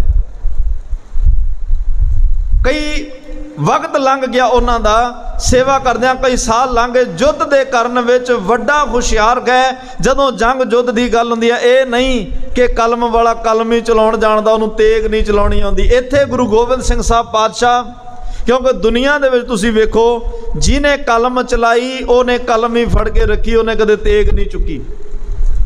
ਜਿਹਨੇ ਤੇਗ ਚੁੱਕ ਲਈ ਉਹਨੇ ਕਦੇ ਜ਼ਿੰਦਗੀ ਵਿੱਚ ਕਲਮ ਨਹੀਂ ਚੁੱਕੀ। ਹੁਣ ਗੁਰੂ ਗੋਬਿੰਦ ਸਿੰਘ ਸਾਹਿਬ ਪਾਤਸ਼ਾਹ ਜਦੋਂ ਪੌਂਟਾ ਸਾਹਿਬ ਦੀ ਧਰਤੀ ਤੇ 6-6 ਘੰਟੇ ਅਕਾਲ ਉਸਤਤ ਵਿੱਚ ਤੂੰ ਹੀ ਤੂੰ ਦੇ ਗੀਤ ਗਾ ਰਹੇ ਆ, ਕਿਤੇ ਜਾਪ ਸਾਹਿਬ ਦੀ ਮੁਬਾਰਕ ਰਚਨਾ, ਕਿਤੇ ਅਕਾਲ ਉਸਤਤ ਦੀ ਮੁਬਾਰਕ ਰਚਨਾ, ਕਿਤੇ ਸਵਈਏ, ਕਿਤੇ ਚੌਪਈ ਸਾਹਿਬ, ਉਦੋਂ ਲੱਗਦਾ ਗੁਰੂ ਗੋਬਿੰਦ ਸਿੰਘ ਪਾਤਸ਼ਾਹ ਤੇਰੇ ਵਰਗਾ ਕਲਮ ਦਾ ਧਨੀ ਕੋਈ ਨਹੀਂ। ਮੈਂ ਵੀ ਬੇਨਤੀ ਕਰਦਿਆਂ, ਭਾਈ ਸਾਹਿਬ ਭਾਈ ਮਨੀ ਸਿੰਘ ਉਹਨਾਂ ਨੇ ਗੁਰੂ ਗੋਬਿੰਦ ਸਿੰਘ ਸਾਹਿਬ ਪਾਤਸ਼ਾਹ ਦੀ ਬਾਣੀ ਨੂੰ ਇਹਨਾਂ ਨੇ ਇਕੱਤਰ ਕੀਤਾ, ਇਹ ਸੇਵਾ ਵੀ ਇਹਨਾਂ ਨੇ ਕੀਤੀ ਹੈ। ਸ਼੍ਰੀ ਦਮਦਮਾ ਸਾਹਿਬ ਗੁਰੂ ਗ੍ਰੰਥ ਸਾਹਿਬ ਪਾਤਸ਼ਾਹ ਦੀ ਪਾਵਨ ਬੀੜ ਲਿਖਣ ਦੀ ਸੇਵਾ ਭਾਈ ਮਨੀ ਸਿੰਘ ਸਾਹਿਬ ਉਹਨਾਂ ਨੇ ਕੀਤੀ ਹੈ। ਮੈਂ ਫਿਰ ਬੇਨਤੀ ਕਰਾਂ, ਇਤਿਹਾਸ ਉਹਨਾਂ ਦਾ ਜੀਵਨ ਲੰਮੇਰਾ ਹੈ। ਜਿੰਨੇ ਪੁਆਇੰਟ ਆਪਾਂ ਬੋਲ ਸਕਦੇ ਹਾਂ ਉਹਨੇ ਕੁ ਮੈਂ ਸਾਂਝੇ ਕਰਨ ਦਾ ਯਤਨ ਕਰ ਰਿਹਾ।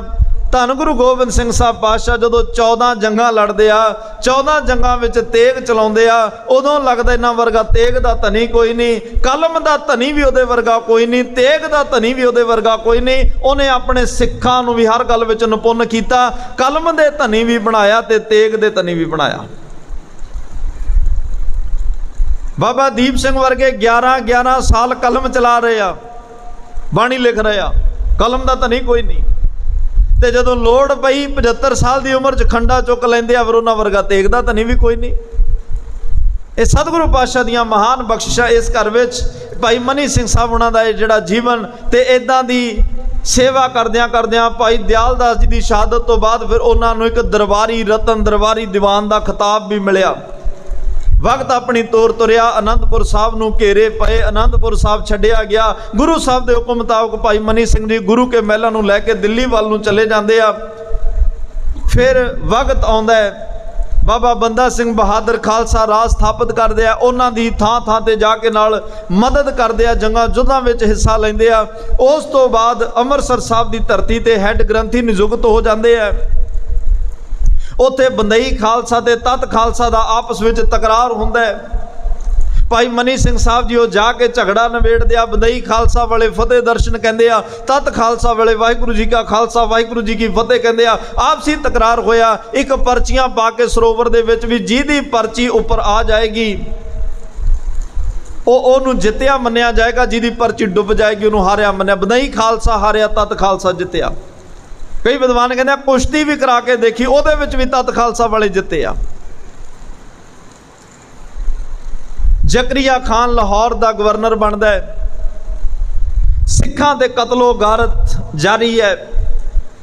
ਬਾਬਾ ਬੰਦਾ ਸਿੰਘ ਬਹਾਦਰ ਦੀ ਸ਼ਹਾਦਤ ਤੋਂ ਬਾਅਦ ਸਨ 1783 ਤੱਕ ਜੇ ਤੁਸੀਂ ਇਤਿਹਾਸ ਪੜ੍ਹ ਕੇ ਵੇਖੋ, ਇੱਕ ਪੰਨੇ ਤੇ ਤੁਹਾਨੂੰ ਗਿਣਤੀ ਕਰਨੀ ਔਖੀ ਹੋ ਜਾਏਗੀ ਕਿੰਨੀਆਂ ਸ਼ਹਾਦਤਾਂ ਇੱਕ ਇੱਕ ਦਿਨ ਵਿੱਚ ਹੋਈਆਂ ਨੇ, ਕਿੰਨੇ ਸ਼ਹੀਦਾਂ ਦਾ ਖੂਨ ਡੁੱਲਿਆ, ਕਿੰਨਾ ਕੌਮ ਨੇ ਤਸੀਹਾ ਚੱਲਿਆ। ਪਰ ਉਹ ਮਿਹਨਤ, ਉਹ ਸੰਘਰਸ਼ ਰੰਗ ਲੈ ਕੇ ਆਇਆ। ਫਿਰ 40 ਸਾਲ ਖਾਲਸਾ ਰਾਜ ਵੀ ਆਇਆ। ਉਸ ਸ਼ਹਾਦਤਾਂ ਦੀ ਲੜੀ ਦੇ ਵਿੱਚ ਹੁਣ ਭਾਈ ਸਾਹਿਬ ਭਾਈ ਮਨੀ ਸਿੰਘ ਉਹਨਾਂ ਦੀ ਸ਼ਹਾਦਤ ਹੋਣ ਲੱਗਦੀ ਹੈ।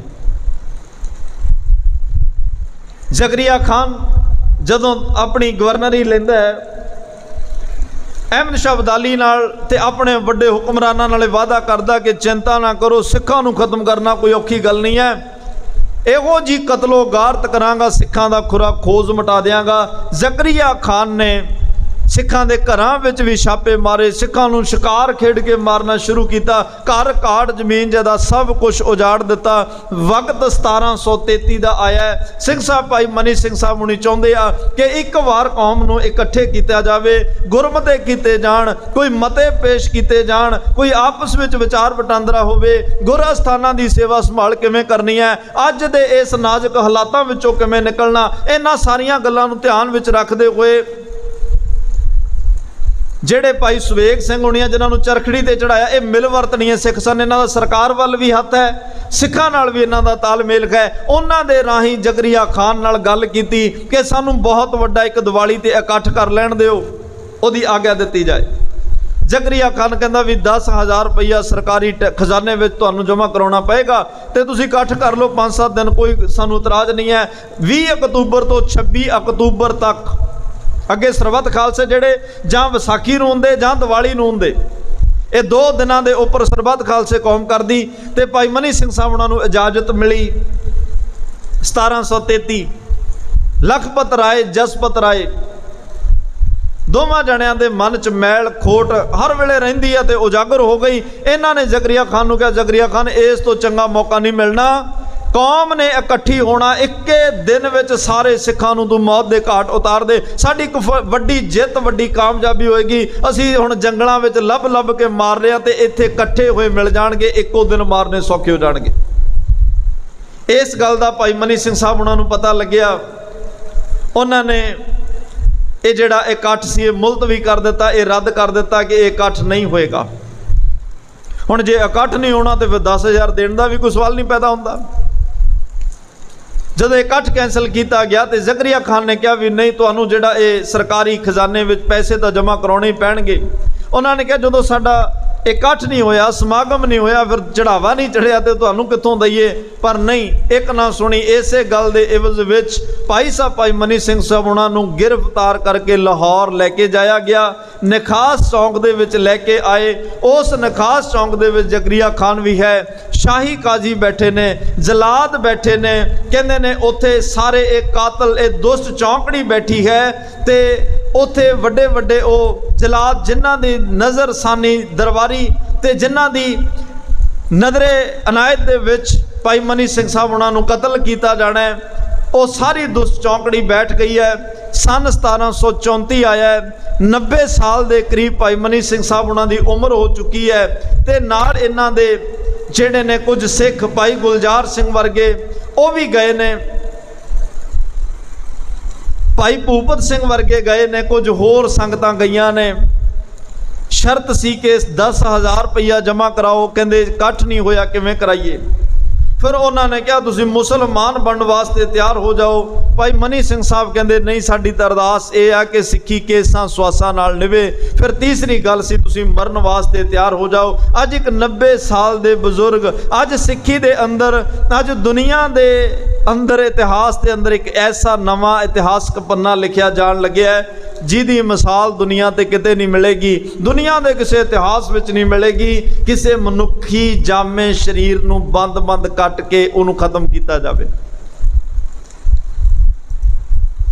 ਕਾਜ਼ੀ ਨੇ ਫਤਵਾ ਲਾਇਆ, ਜੇ ਨਹੀਂ ਗੱਲ ਮੰਨਣੀ ਤੇ ਤੁਹਾਡੇ ਸਰੀਰ ਦਾ ਬੰਦ ਕੱਟ ਕੇ ਤੁਹਾਨੂੰ ਖਤਮ ਕੀਤਾ ਜਾਏਗਾ। ਭਾਈ ਮਨੀ ਸਿੰਘ ਸਾਹਿਬ ਕਹਿੰਦੇ ਇਹ ਪ੍ਰਵਾਨ ਹੈ। ਇਹ ਫਤਵਾ ਜਾਰੀ ਹੋਇਆ। ਜਲਾਦ ਹੱਥ ਵਿੱਚ ਤੇਜ਼ ਤਾਰ ਹਥਿਆਰ ਲੈ ਕੇ ਸਾਹਮਣੇ ਆਇਆ। ਲਾਹੌਰ ਦਾ ਇਹ ਨਖਾਸ ਚੌਂਕ ਹੈ ਅੱਜ ਦਾ ਦਿਨ। 90 ਸਾਲ ਦਾ ਇਹ ਬਜ਼ੁਰਗ ਜਿਹਦਾ ਚਿੱਟਾ ਦਾੜਾ ਹੈ, ਚਿੱਟੇ ਕੇਸ, ਲਾਲ ਸ਼ਿੰਗਰਫ ਵਰਗਾ ਚਿਹਰਾ ਹੈ, बाणी ते बाणे दा नूर है। धन गुरु गोबिंद सिंह साहब पातशाह की अजमत रहमत झलक रही है।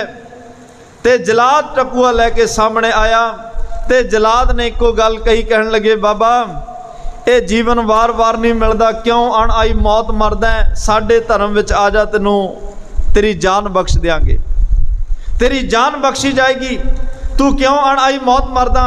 ते उस वेले कहंदे ने भाई साहब भाई मनी सिंह साहब उन्होंने कहा देही किसकी बापरी, जे सिक्खी साबित होए देही तो आवण जान है, सिक्खी मिल है कब कोए। ए सिक्खी ने पता नहीं शरीर तो द्वारे मिल जाए, मिल ही जाए, ये सिक्खी ने द्वारा मिलना कि नहीं मिलना, ये बारे कोई पता नहीं है। अब्दुल रज़ाक की निगरानी में कतल होने लगे है। जकरिया खान सामने बैठा है, उन्हें कहा खान कहे तुम हो मुसलमान, तब तेरी छड़ांगे जान। ते सिंह साहब उन्होंने जवाब दिता, सिंह कहिया हम सिदक ना हारै, कई जन्म पर सिदक संघारै, असी सिदक तो नहीं हार सकते, क्योंकि असी गुरु तो सिक्खी केसां स्वासां नाल निभण लई रोज़ अरदास करते हैं। प्रिंसीपल गंगा सिंह उन्होंने कुछ सदरां लिखियां। भाई साहब उन्होंने जदों जलाद कतल करने वास्ते आया, उन्हें क्या बाबा देख आ तेज गंडासा तेरे शरीर ते चलना, अंग अंग ते चलना, बड़ी तकलीफ होएगी, तू मन जा गल, मुसलमान बन जा, तेरी जान बच जाएगी। भाई मनी सिंह साहब उन्होंने कहा अंग अंग ते मेरे तू कातल खंजर जदों चलाएगा, कट कट के बंद तू मेरे धरती जदों वगाएगा, दर्द प्याले भर भर के असी जाम वांग पी जावांगे, सुन कातल आपां रल मिल दोवें अजब तमाशा लावांगे। जलाद बड़ा हैरान होया कि तू बाबा मैं बंद बंद कटना ते इस बंद बंद एडे दर्द नूं तू जाम प्याला कह रहा है। कहंदे हाँ मैं उस गुरु दा सिख हाँ, सूल सुराही खंजर प्याला जिसने आग सुनाया है, विंग कसाइयां दा सहना जिसने सद इश्क दा गाया है, ते उस मुरशद दे चेले हाँ, ये साबित कर दिखलावांगे, सुन कातल आपां रल मिल दोवें अजब तमाशा लावांगे। ते जलाद नूं पुछया तैनू मैनू कतल करके की मिलेगा। भाई मनी सिंह उन्हें कह रहे आ तू कतल करना, ये बदले तैनू की मिलेगा। वो कहते बाबा जिन्ने आ तेरे टुकड़े करके टोकरे भरने आ मैं तेरे शरीर नाल, इन्नियां टोकरियां आटे दियां कणक दियां मैनू मिल जाणगियां, अनाज दियां मिल जाणगियां, मेरे बच्चे 4 दिन सौखे कढ लैणगे, इस तो वध कुछ नहीं। तू आखे टुकड़े दा नौकर मालिक हुक्म मनांदा हां, मैं जीवन दा मंगत जिसदा तिसनू प्यार जांदा हां, तेरी तलब रुपये।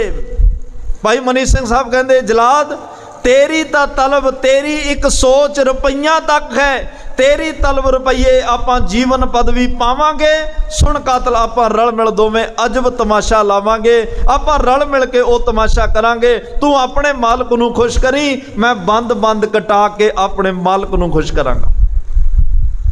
सुखमनी साहब दा पाठ शुरू कीता है, सिमरो सिमर सिमर सुख पावो, कल कलेश तन माहे मिटावो, सिमरो जास विसंबर एक है, नाम जपत आगनत अनेक है। पाठ शुरू होया, इधरों बंद बंद कटना शुरू होया। पहला भाई भूपत सिंह नूं शहीद किया, उन्हां दीयां अखां कड्डियां गईयां, भाई गुलजार सिंह दी पुट्ठी खल लाई गई, ते भाई मनी सिंह साहब उन्हां दा हुण नखास चौंक विच बंद बंद कटना शुरू होया। कहंदे ने जलाद ने गुट कोलों कट्टिया, ते भाई मनी सिंह ने इशारा किया किन्ने बंद कट के आया, हुक्म उदूली ना कर, तेनू बंद बंद कट्टण दा हुक्म है, एक एक पोटे नू कट के फिर गुट तक आ, किन्ने जोड़ तू छड्ड दिते। ते कहंदे भाई मनी सिंह साहब उन्हां दे शरीर ते गंडासा चलदा गया, अंदर सुखमनी साहब चलदा गया, गुरमुख रोम रोम हर ध्यावे दी अवस्था। इतिहास कहंदा है भाई मनी सिंह साहब उन्हां दे इन्ने टुकड़े शरीर दे कीते गए, 4 टोकरियां विच शरीर पाया गया।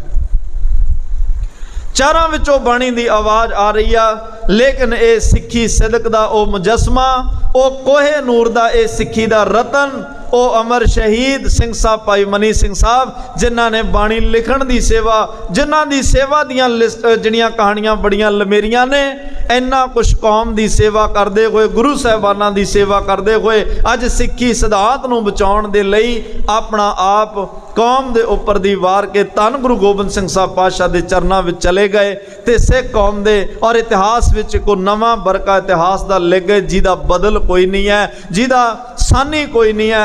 किसी दुनिया के धर्म विच इहो जिहियां मिसालां नहीं आउणगियां, ते जिन्हां नूं असीं हर रोज़ कहने जिन्हां ने बंद बंद कटाए, खोपरियां लहाइयां, ਚਰਖੜੀਆਂ ਤੇ ਚੜੇ ਤਨ ਆਰਿਆਂ ਨਾਲ ਚਰਾਏ ਗਏ, ਗੁਰਦੁਆਰਿਆਂ ਦੀ ਸੇਵਾ ਲਈ ਕੁਰਬਾਨੀਆਂ ਕੀਤੀਆਂ, ਧਰਮ ਨਹੀਂ ਹਾਰਿਆ।